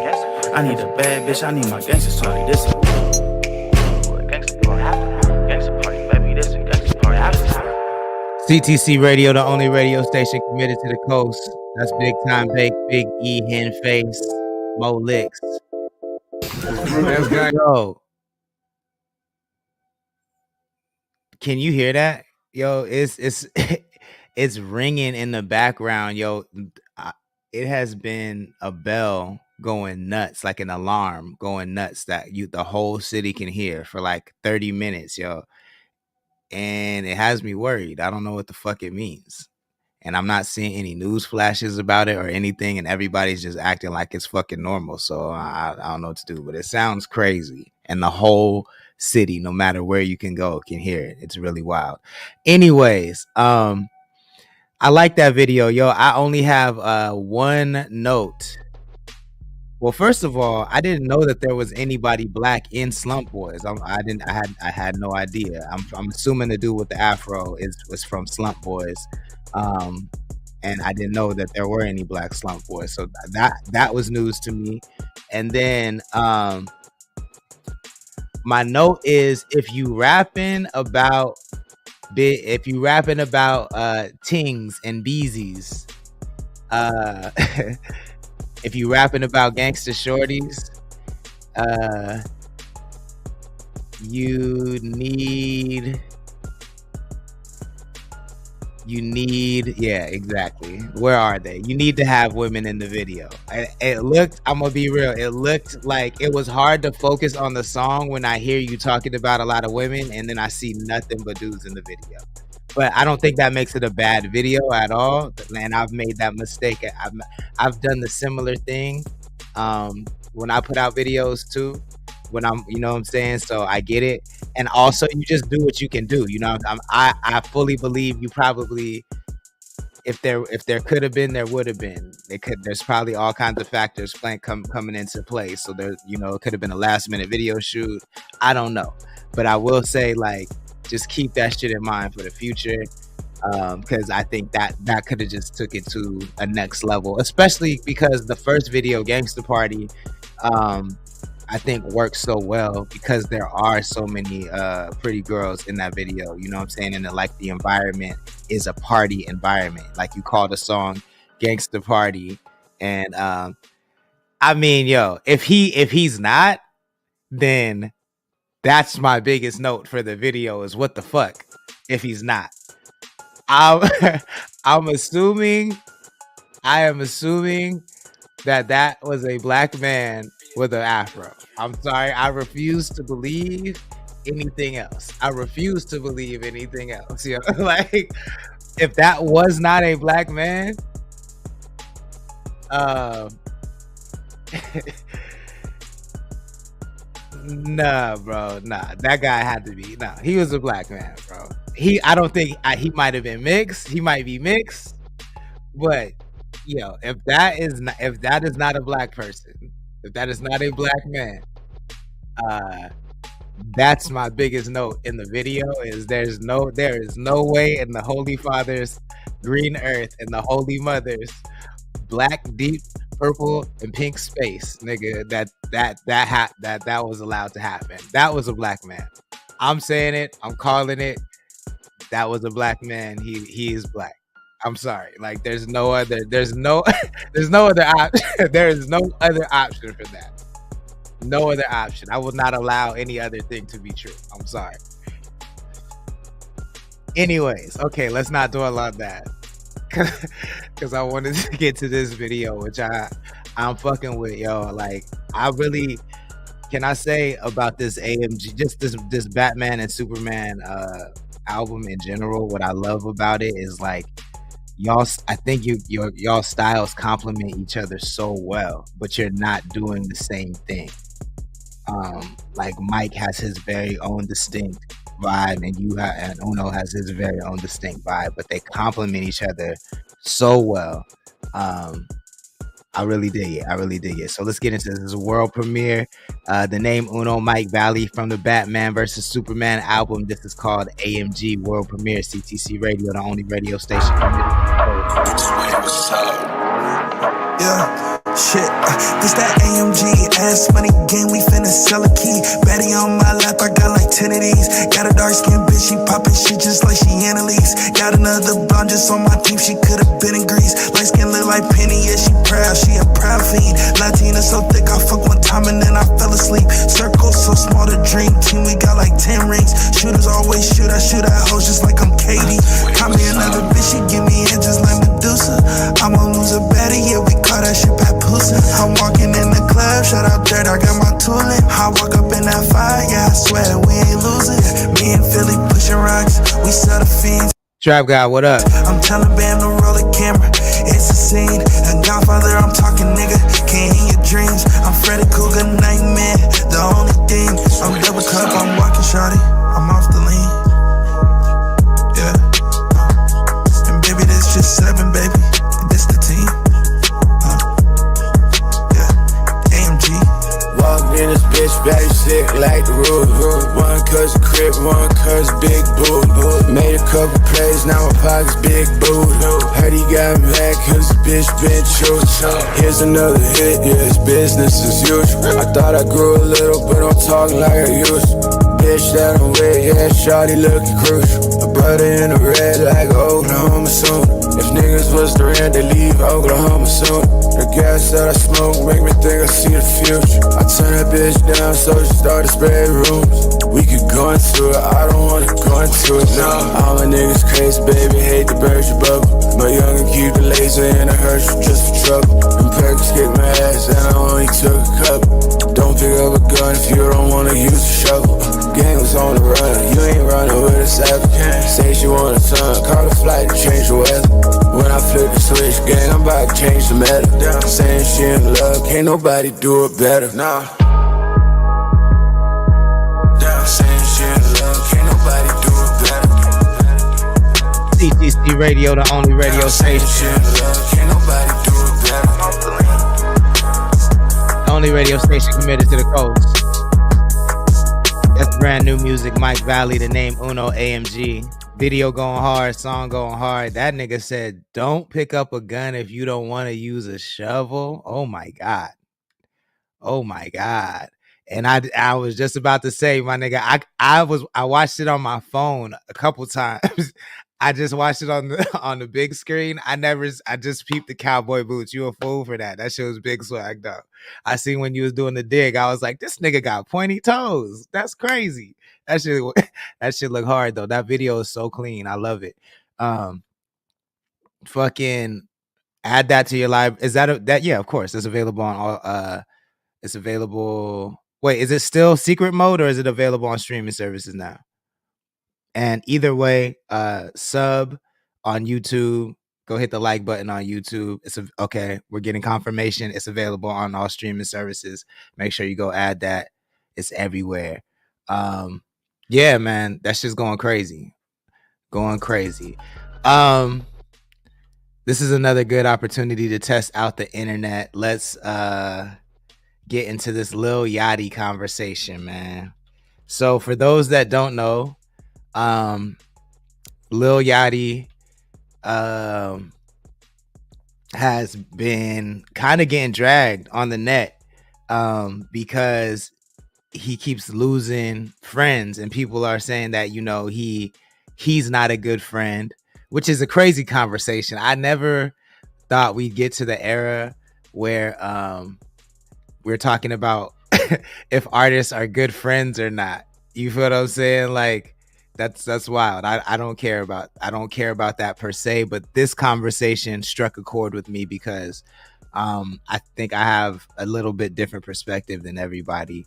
And I hear where everyone is coming from, and I'll explain, but I definitely want to give my 2 cents about it. So just to give you a little bit of an overview, actually, let me see if we can find a video that gives an overview better than me.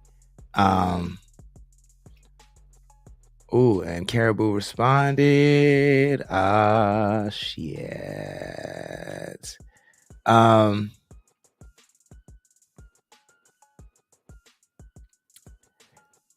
Cool. Sorry, I'm just trying to find one that's short because they're all like they're all a little long.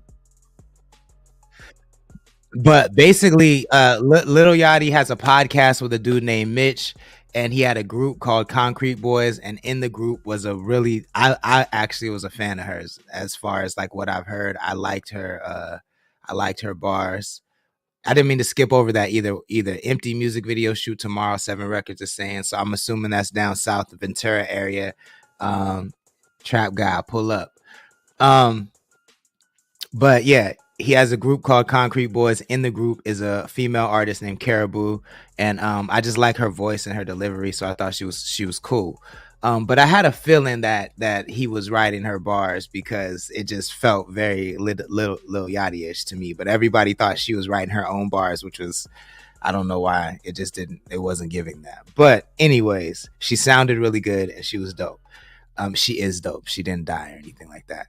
But her and Yachty had a falling out a little while ago, and nobody knew why. And so Yachty came out and basically said, you know, he confirmed it. He said Caribou and Concrete Boys have parted ways.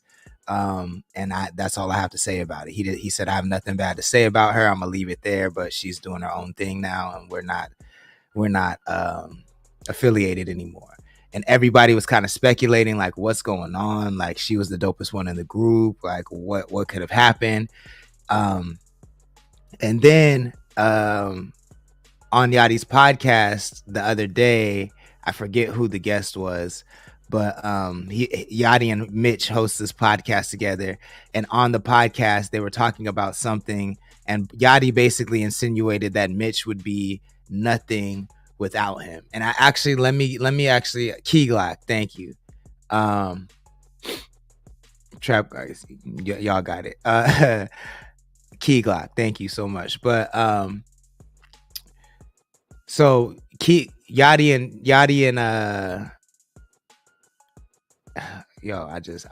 and Mitch had Key Glock on the podcast the other day, and they were talking about basically getting on the straight and narrow path, basically. Like, so Mitch told the audience, like, Key Glock said, yo, This is what happened. Sorry, I'm thinking about a couple of things at once, but this is what happened.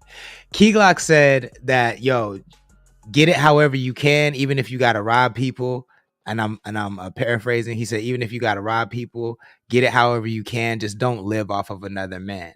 And so Mitch stepped in and was like, yo, let's like course correct and say, don't get it however you can. Like, don't rob somebody. Get it in a righteous way. Get it honestly. Don't rob people. Don't kill people. But get it however you can. It within those two rules. And then Yachty stepped in and was like, yo, how can you say that when you have a me? Because you didn't want to get a job, you didn't get it in a righteous way. Like I put you on. And so it's easy for you to say that when you have a me, but most people in the world don't have a me. And I get that, and I get where Yachty's coming from, because Yachty has way more background into like how Mitch was before the world got to know Mitch. But I think Wayno said it best. Wayno said that this was a conversation that should have never been had in public. And I'll add to that and say that if it was being had in public, then they should have discussed first how that was going to occur, because if you don't understand what Yachty is trying to say, then he does sound crazy. And I feel like a lot of the audience that's criticizing him doesn't understand what he's trying to say. And so when that happened, Caribou retweeted herself. She posted a tweet a long time ago that said, said something like, I'm not going to say anything. Everything will reveal itself. And then she retweeted that and said, this aged well. And so when she tweeted that, Yachty went live and went off. And so I'm going to show you the part where Yachty goes live and goes off. And then I'm going to tell you what I think about what he said, because he is getting cooked. Everybody's saying that he's spazzing. Everybody's saying that he's crashing out. Crash out coming soon. But I feel like I have a little bit of a different perspective. So let me play you what Lil Yachty said, and then we'll talk about it. I would even know what Caribou was if it wasn't for me. What the f are we talking about, bro? I wrote that verse when we went on the radar. Off the dust, with that sack under my arm, sacking up a must. I crushed the fucking. So y'all remember that video that I made not too long ago about Caribou leaving the Concrete Boys, or supposedly being kicked? All right, and over time it hasn't been that much. I'm gonna just fast forward to the live. Rated teen. No, not the ads. I'm gonna just fast forward to the live part though. And you, bro, go ahead, tell people how you talk to people. Ooh. How you tell my security guard, oh, you home? Oh, you work for me. Oh, we are security guard. What? You ain't got no. You're poor, and we above you. And how you talk to people like they nothing. You talk to people like they small, like they beneath you. Bro, hold on. Tell people how you verbally abuse people. How you told me you gonna f me when you see me. Tell you What? Talk to people, bro. She was going what? Your brain is clinically imaged, bro. How you disrespect people. How you go around. She says she gonna spit on him. He's alleging that she said she's gonna spit on him, not shit on him. I just want to be clear about that. Treating people in your everyday life. I've been letting you do this whole thing where you act like you like a princess and you sweet and you know like, oh, you just such a good girl. Bro, stop the front, bro. Internally, we have withheld your actions since the beginning of me giving you this career. So he basically saying ever since Caribou started, she always been hostile in front of others. Okay. What are we talking about, bro? What the even talking about, bro? You don't even do nothing. What the yo, that part when he said, because honestly, the first part I don't care about, honestly. Like I prefer that she be nice to people, but I feel like that's just not relevant to the conversation. But when he turns up right here, this is the part right here that that resonates with me, and I'll tell you why after. No, he mad. It's so crazy to me, bro, because I've given you a career, and time to time you just disrespect me. I wrote every verse you've done. I dressed you. I dressed all 5 of y'all, bro. Oh my God. I dressed 5 every time we stepped out the house. I put an outfit on everybody. I put 8-carat earrings in everybody's ear. Okay, I don't know if this is just him having an ego or let him chat though. Let him chat. Put 3 chains on all y'all neck. We bought a Cartier watch. I gave you that chrome Rolex, bro. You the most. You was watching tables. You was waiting. What are we talking about? I changed your motherfucking life, and you on here lying, talking about some we you. That got me up, bro. You got me up, bro. You disrespectful, bro. You talk to people crazy. You tell people that they are nothing. You tell people you gonna on them. You tell people they poor, and you talk to my label crazy. I ain't gonna lie, making fun of people that's poor or who ain't got it like that, that's lame, bro. That ain't cool. Hopefully what Lil Yachty's saying isn't true, because that's crazy. You know what I'm saying? You claim I was stealing money from you, bro. Stealing money from you how? Stealing money from you how, bro? You ain't made no money, bro. See, this is the problem with you new artists. Y'all get popping online, and then you become more popular than your actual music, right? You $900,000 in a hole, and I got every receipt. $900,000 concrete in a hole. I got every receipt. I'ma post it. I dare you. Try me. I'ma post it, and I'll post how much money your streams are made. You got, bro. Stop. Don't go on the internet and act like I'm you, bro. I've been nothing but loving and caring and paid your bills and gave you money and took you around the world. And nobody would even know who Caribou was if it wasn't for me. What the are we talking about, bro? I wrote that verse when we went on the radar.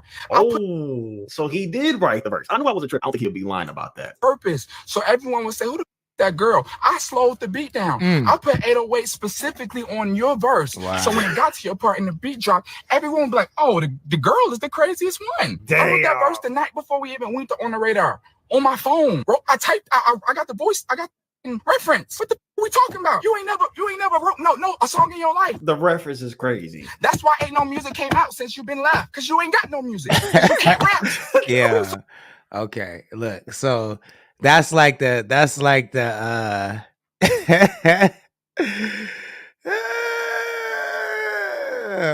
7 Records said he sound like a true Virgo. I'm dead. Trap Guy said tricking.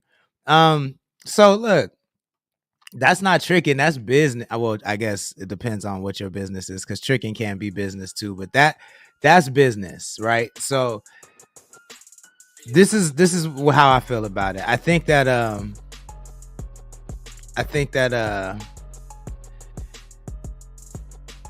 we in hip-hop don't necessarily, we haven't adapted to optics very well, and I think that context, I think optics is basically the truth without context. And so optics is just what you see, just what you can see with the little information you have without context.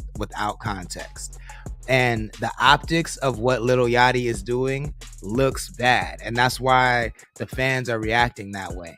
But I've been hearing that what he's saying about Caribou is actually true. Like she does have behavioral issues, and she has done some things that have ruffled some feathers. I've heard that myself.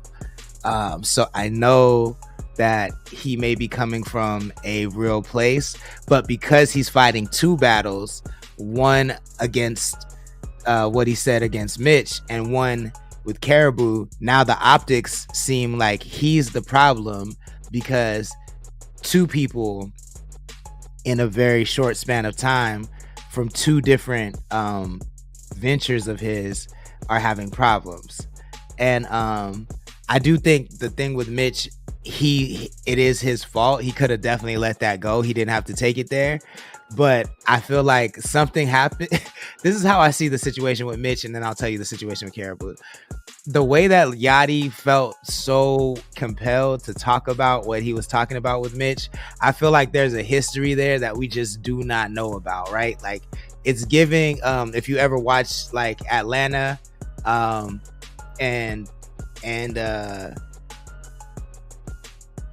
everybody around Paperboy kind of wanted to be put on, and Paperboy's attitude was kind of like, yo, if I'm out here getting it, you got to go get it. And it feels like Yachty was kind of like that for Mitch, and but he cared too much about him, so he just put him on.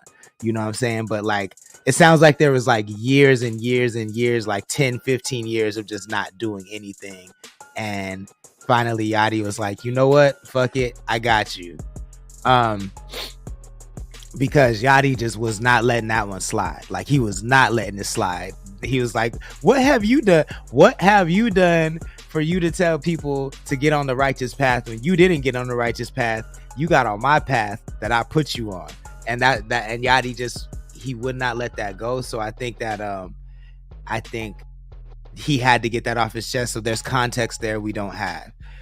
I can definitely speak on so yeah, it's a bad look, but I don't necessarily think that Yachty is wrong, and I would love more context, but I'm sure it's very personal, so we'll probably never get that. In the Caribou situation, that one hit me a little harder because for those of you that don't know my background, like I'm a ghostwriter myself. I've been a ghostwriter for a long time. I've written some songs for some of your favorite artists. I've written verses and little pieces and lyrics and things for your favorite artists, for some of the biggest artists, and some of the smallest artists. I've created artists out of nothing who, the same way Yachty just said, you know, they don't rap and they haven't released music because they stopped working with me. You know what I'm saying? Like, so because I don't work with them anymore and I wrote everything they ever did, they don't put out music anymore. There's multiple artists that I've done this for and could name.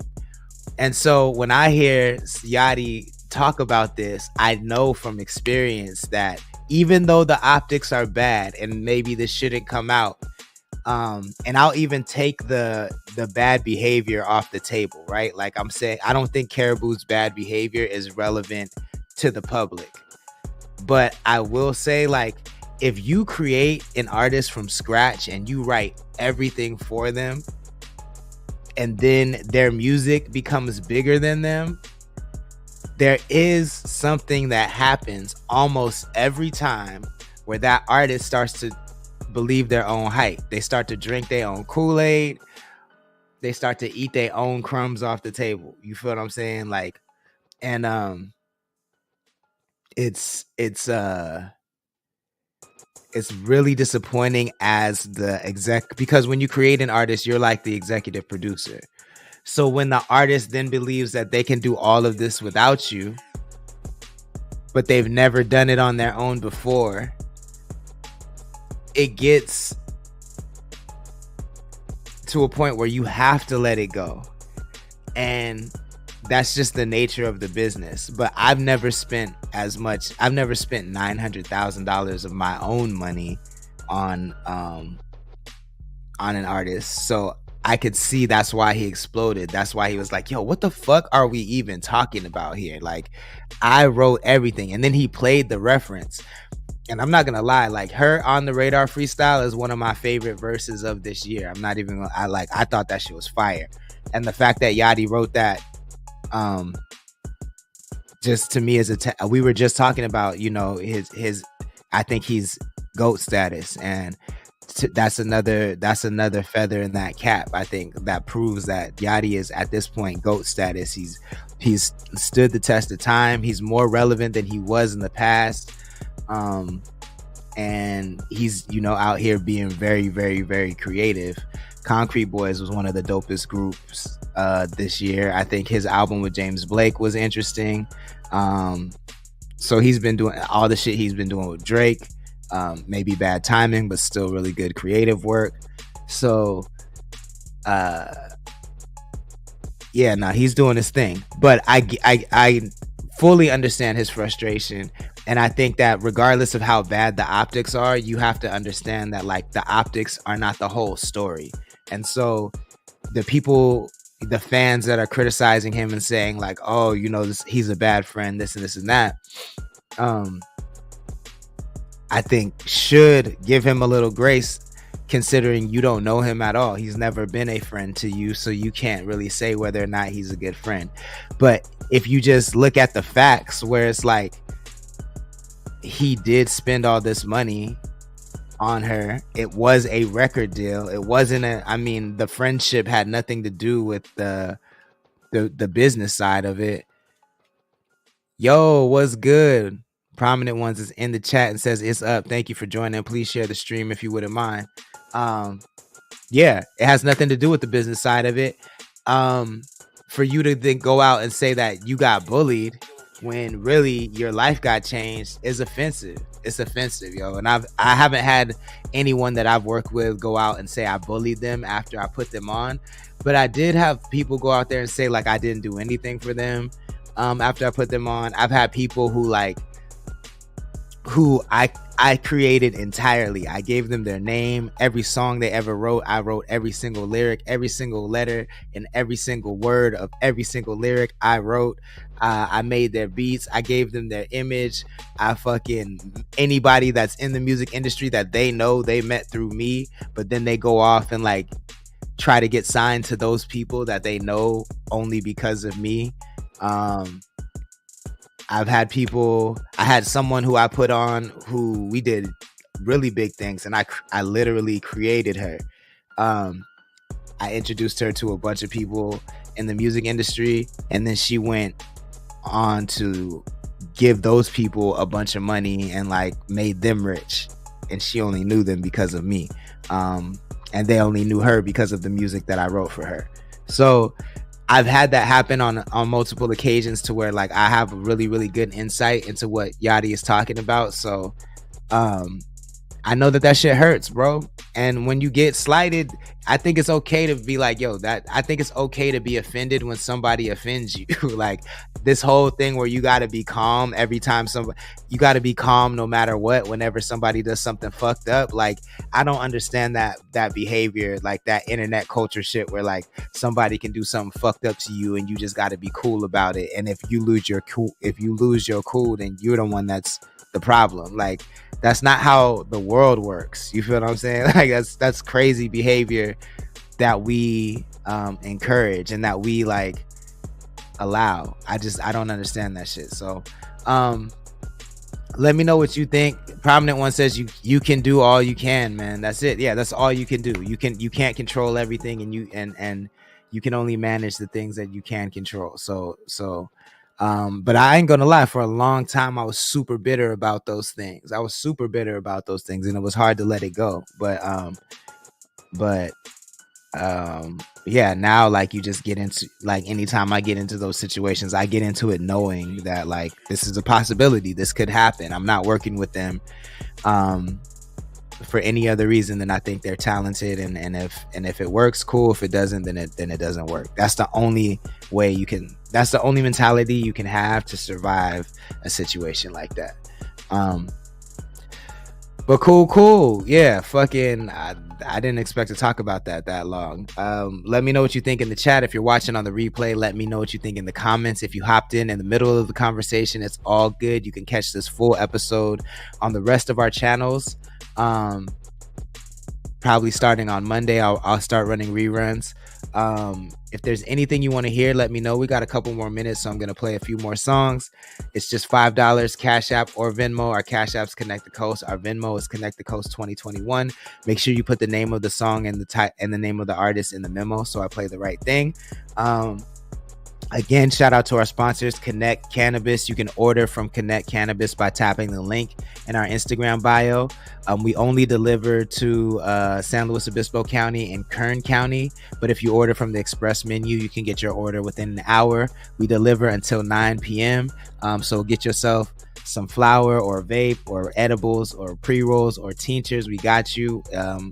as long as you're in SLO County or Kern County. You can get it in until 9 p.m. And then we are giving away a MetaQuest 3 and a Nintendo Switch 2.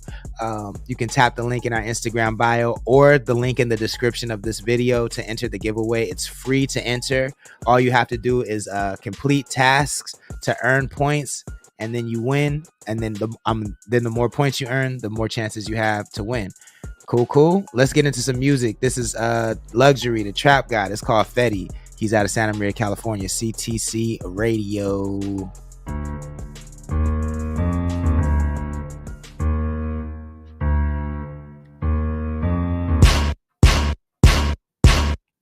And I'm feeling like the one. Diamond shining like I caught the sun. Chasing chicken like I'm on the run. Bring me 20 50s and a hun. My phone start ringing, me my trap is ready.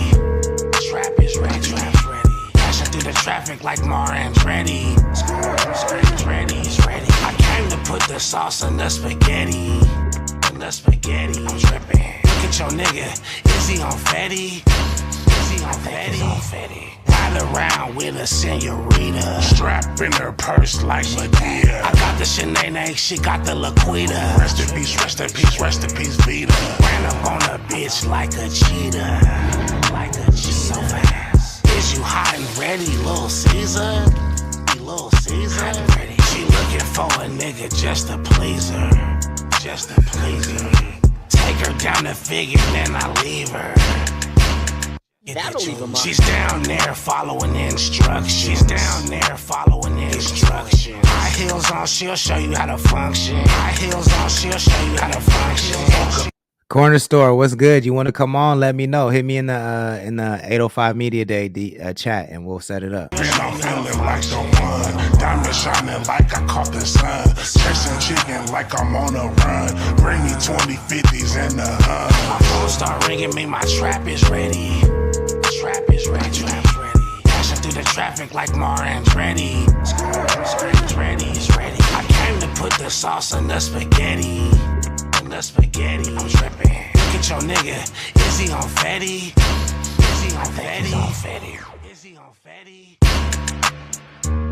CTC Radio, the only radio station committed to the coast. That's Luxury, the Trap God out of Santa Maria, California. It's called Fetty. Add it to your libraries, add it to your playlist, and let them know where you heard it first.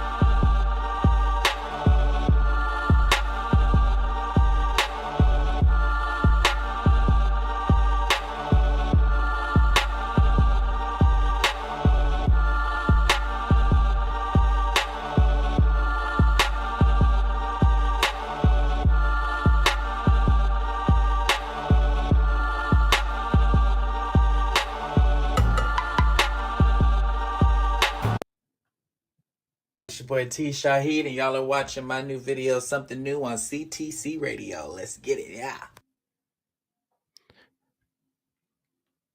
Corner Store, we only play 805 music on here, though. Everybody got to be from the 805. That's the only thing.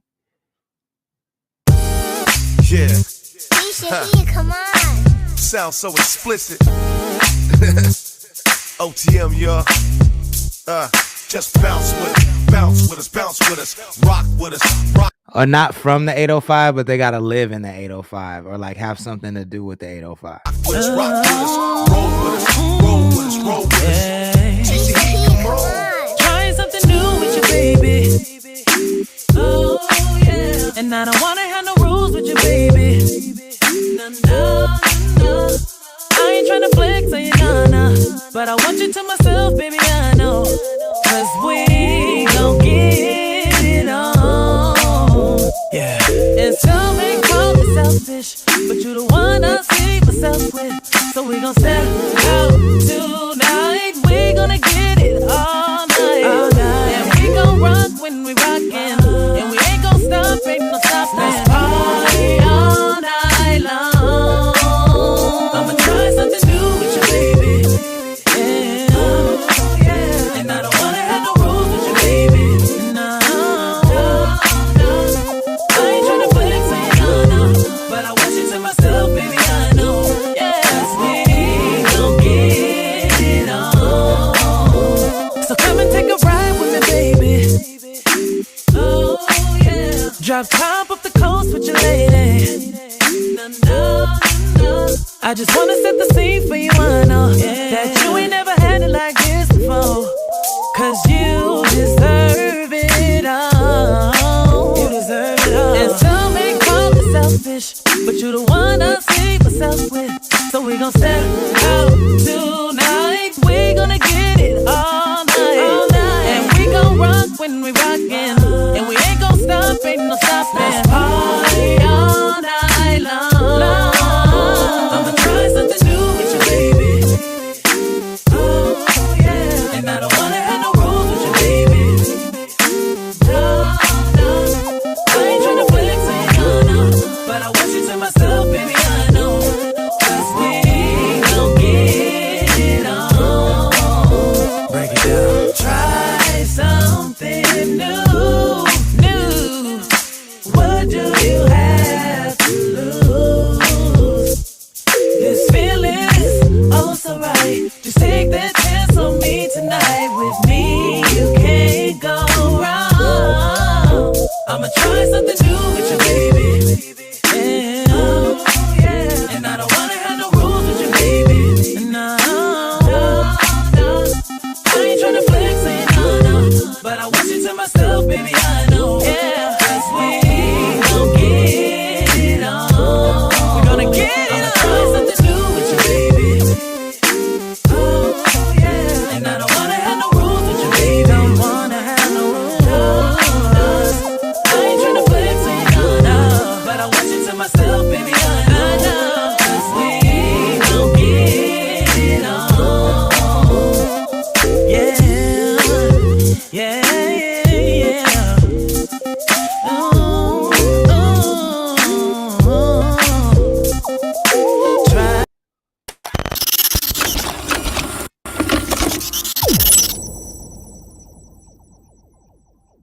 This video was directed by familiar strangers. What up, girl? What up, girl? I see you. I see you. Listen, listen. Come on. You got what I want, girl. You're just my type. You're everything I like. I think I'm in love. Put that body on me. Oh, it feels so right.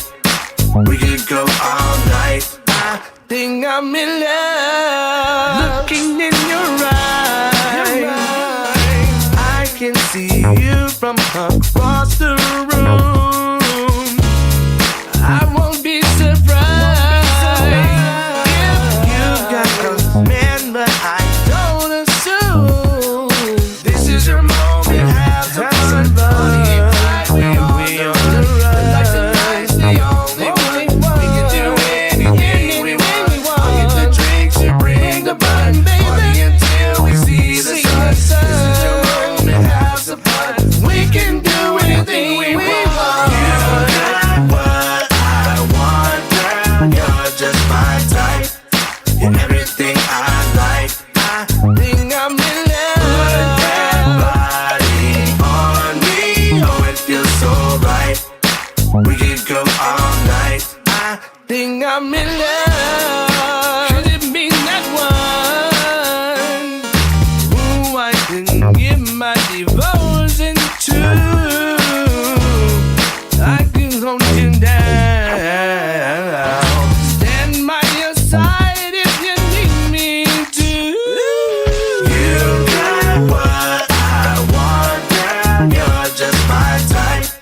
You're everything I like. I think I'm in love. Put that body on me. Oh, it feels so right. We can go all night.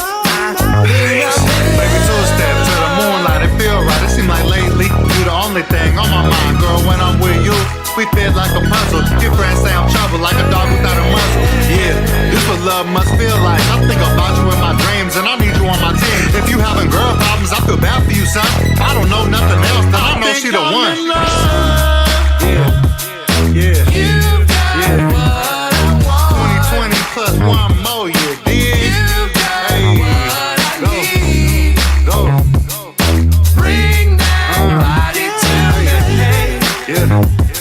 I think I'm in love. You got friends at? Pull up to the club with the homies and we only got one question, though.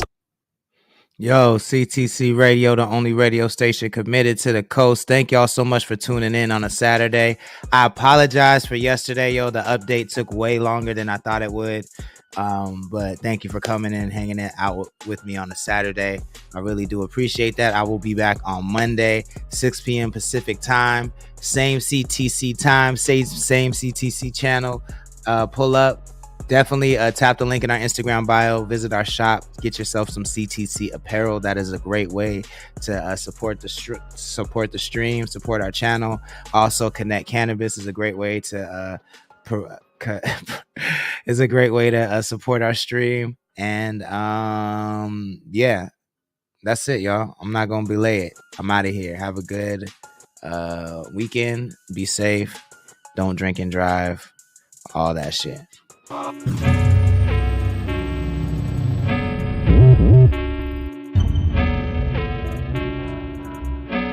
cooking with me, yeah. Shoot it to the city. We was cooking with me. Cooking with me, yeah. I don't wanna feel no more. I've been on pills since we made go, yeah. I was with Bill and Bo. Zebo said to kill him slow, yeah. I've been getting way too geeked. I've been way too geeked, yeah. Baby, I can't sleep. Give me your head and help me sleep, yeah. She wanna hit the beach. I wanna sell them histophenes, yeah. Philly was moving keys. Now I can move them to the keys, yeah. She wanna split a bean. I don't do Dutch, we don't split beans, yeah. Why I can't get no walk? A sign from God, I need to stop. Why I ain't got no ops? From just last year, I had some ops, yeah. Heard that boy sneak dissing. Heard that he got 7 records. Valley could do rock, but Valley rather move them rocks, yeah. Cause oh, you ain't missing. Cause oh, I was hot, yeah. Boy, be careful talking. I don't say be careful often, yeah. Let's do it. I don't want to leave you hanging. I just want to say let's do it, yo. I appreciate y'all. Have a good one. I put money on your head. They take money off it, yeah. Ain't no rest, we gon' hose you down. I had to start AP to raise my stocks and then went froze to that. We put them on channel 3, we put them on T's, you know what my bros about. I know where the Reaper sleeps and he know me, you know what my bros about. Cause we shoot from deep. Yeah, quiz. Hey, real quick though, I'm here to let you know every Thursday at 9 a.m. you can catch reruns of the Real Quick Though podcast on CTC Radio. And I'm full of love. I'm full of peace. I'm full of harmony. I'm full of the growth of the human race past what we can even perceive it to be right now. And it takes laying stones now to get to that point. If we don't lay the stones now, we're not going to exist anymore. And per universal law, that's fine. If humans go away, I mean, it's the universe. So, you know, we're nothing compared to that. But at the same time, we're everything compared to that, because to our knowledge, we're the only species publicly that can perceive ourselves, that can perceive other things around us. So if we go away, we're losing, in essence, the universe itself, because it can't perceive itself. And I think that's valuable, and that's worth thinking on a different level about. Do you think we're the only species in the universe?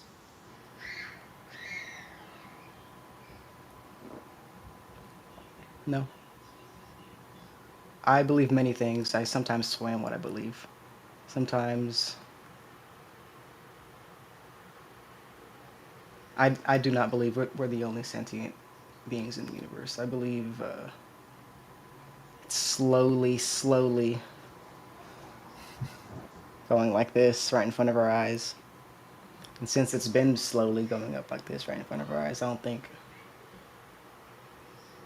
don't know, that's a tough question.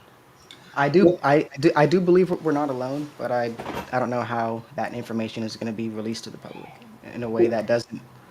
Well, what I can promise was not on our bingo card when we were young punk rock fans is that Angels and Airwaves would actually be predictive, and Tom DeLonge would be in front of Congress being like, yeah, so can you just finally admit that aliens exist? We have all this evidence. Like, nowhere in my sphere that was that on there.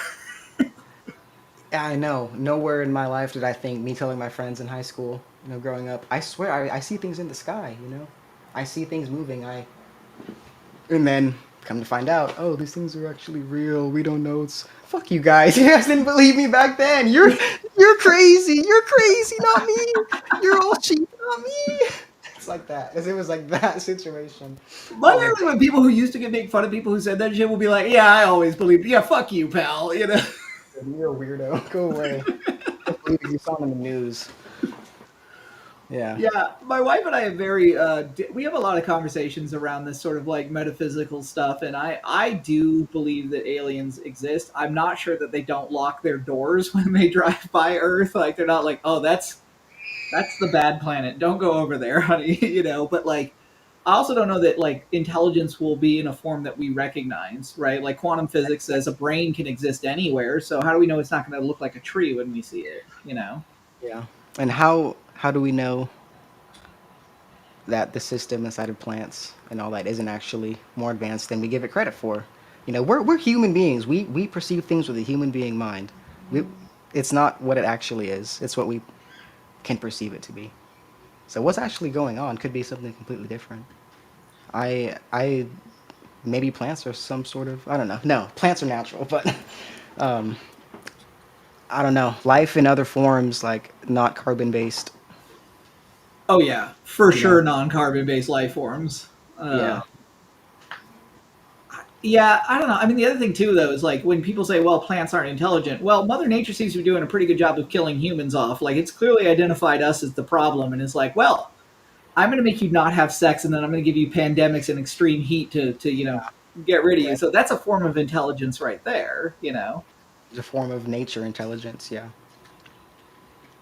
So who should people be listening to right now that they're not listening to? I mean, just for the clarification of anybody watching this, you should be listening to this man. You should be listening to me, but I will put some other people on. So when you say who should you, are you saying in a world musical sense, or you're saying a coast sense? Okay, Let's start coast with the sense. coast and then work our way out to the world.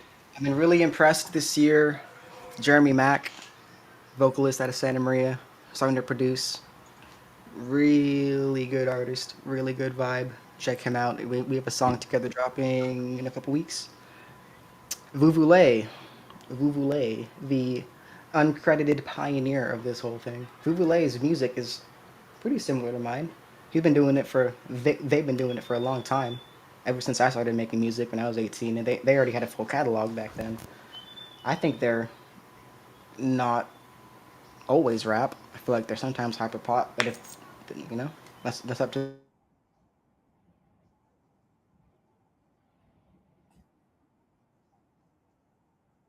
Dropped a song on their album, Guiding Light. Crispy De La Cream is really good. Choco, I've been following Choco a lot. There's a song with Kyle that's like 3 years old. The song slaps. He's been putting out a lot of music this year that slaps. Fighter, 805 Baby, really good to me. Yerba, always a classic. Locally, those are the people that I like now. But on a world sense, I'm really interested in, I guess, Japan EDM hyperpop. It's a record label called Guntai 9. Guntai 9. Book it, check it. They're about to take over the world. Spell it so that people know, because like I'm sure people are going to be like typing that in and getting it wrong. I can't type that in the chat. Private.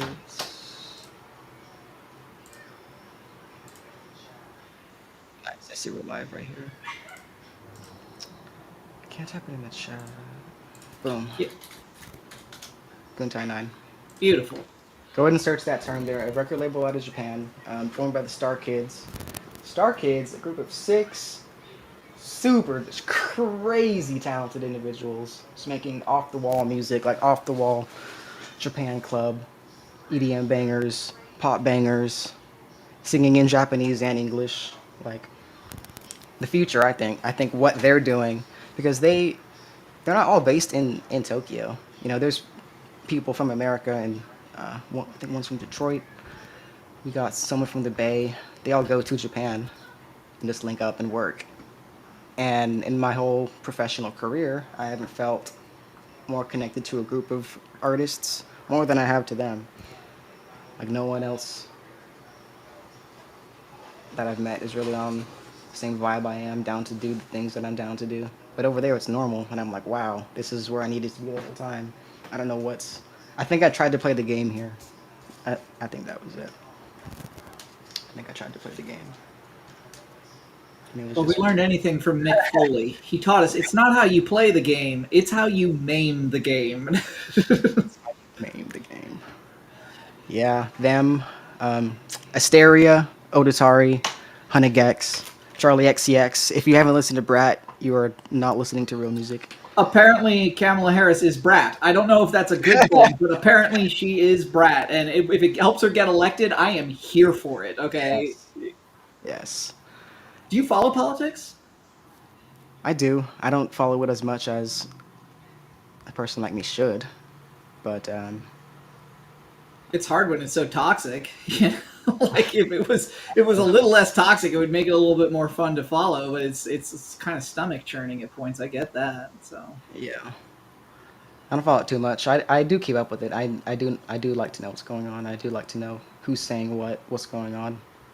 But what does it mean for someone like you to have someone like Kamala Harris running for president and having like a real shot at winning? By the way, like I think she's going to clean Trump's clock, but like, what does that mean for someone who's a person of color living in America? Like, what does that mean for you? it gives us someone to look up to, someone to idolize, someone to be just like. The whole one of the main reasons why I do what I do is because growing up, I didn't have someone like me, someone who thought like me, someone who I could idolize and be like, look, they're doing it. No one's giving them a hard time. They're super successful. They're a nice person. I want to be like them. It just didn't exist. You know, those stereotypes hadn't evolved yet to the point where they are now, to where now I can be who I am and be chill. And to seeing someone like that, I'm sure means a lot to young, I'm just going to say young people in general, young black girls. It's see, it's the dichotomy of it all. It's like you can listen to hip hop and be influenced by this, or you can look at the race for the president and see a black woman doing the same exact thing. You know, it's like it's your choice who you want to be like. You know, and it just gives people a choice. It gives people something to put into their minds and to say they did it. They're doing it. Maybe I can do it too. And that's all it takes for some people.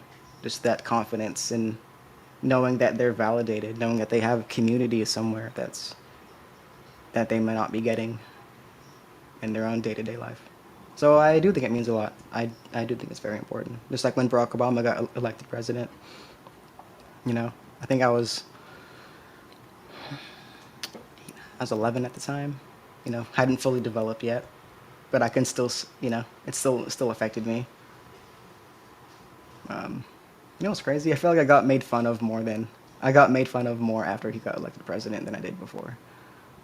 Yeah, I mean that's the story. I mean, like being Jewish, we're one of the only cultures that is, you know, I'm putting this in air quotes after the last like year, successfully assimilated into American culture, and it's always the case. As assimilation begins, people who are anti-assimilation get very loud because they're a dying idea, and dying ideas are in their death throes. They flail around and they do a lot of shitty things, and then suddenly you're living with people where there never was a time where there hadn't been a black president, right? Like the people who came after you, that's not a thing that enters into their mind, you know?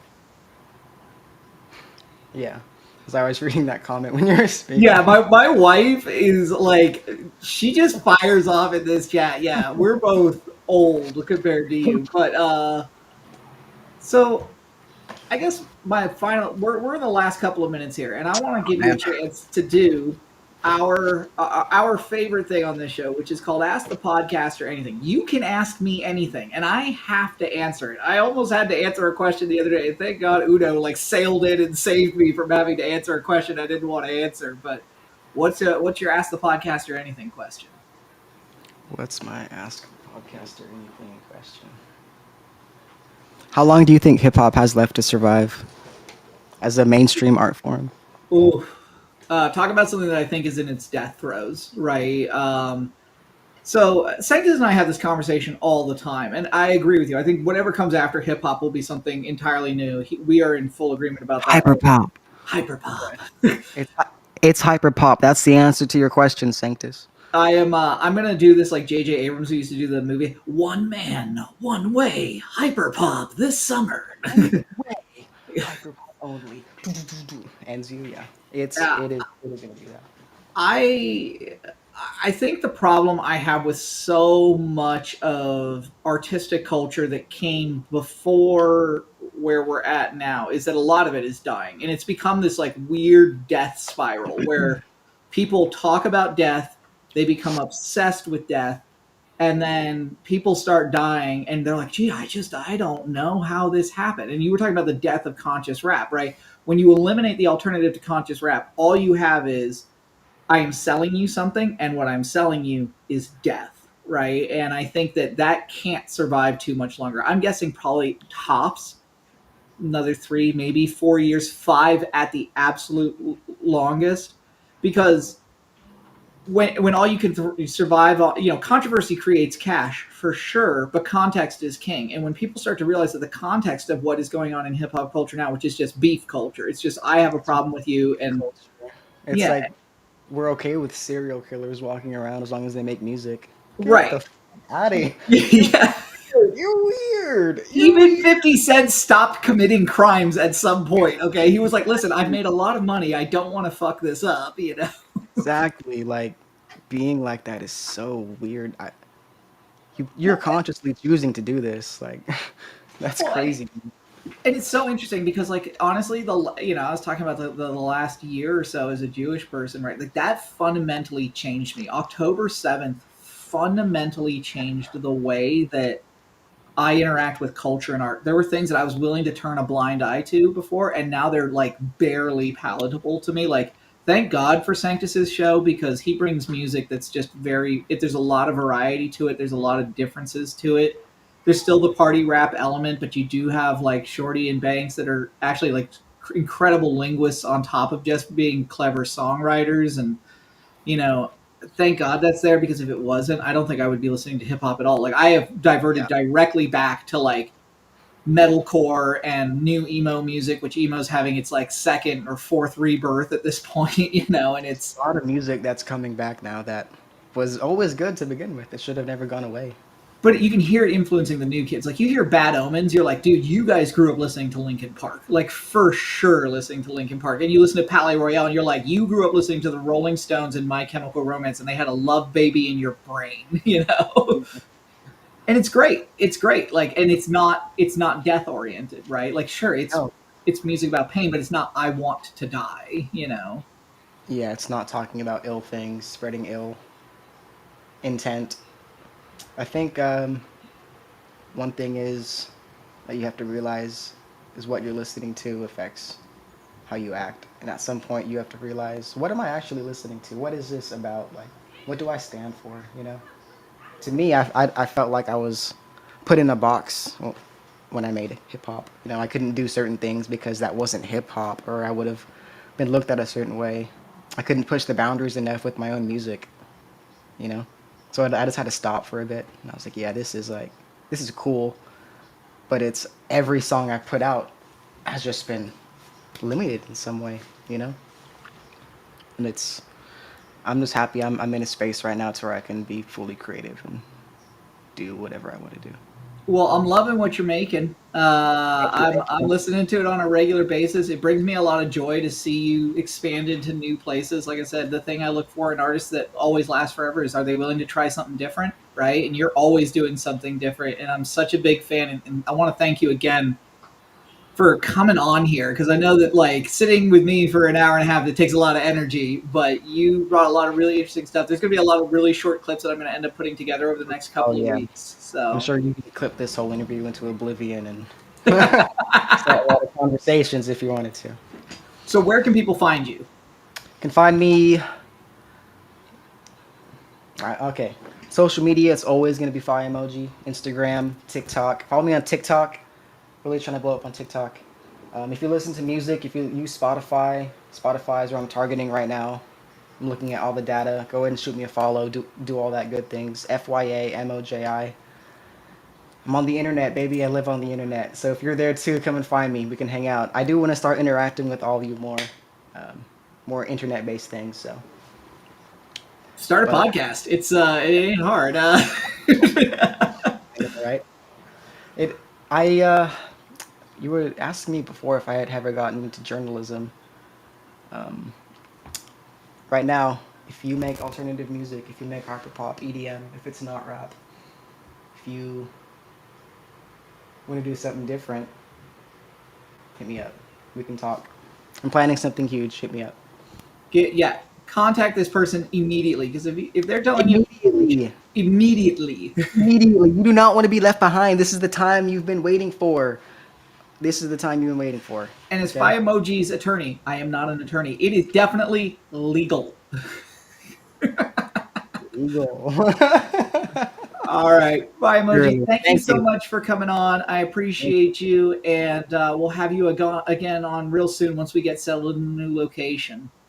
That'd be awesome. I appreciate you having me. It was a blessing. Thank you. All right, take care. All right, ladies and gentlemen, that's our show. And as I mentioned, I will not be on the air for a couple of months.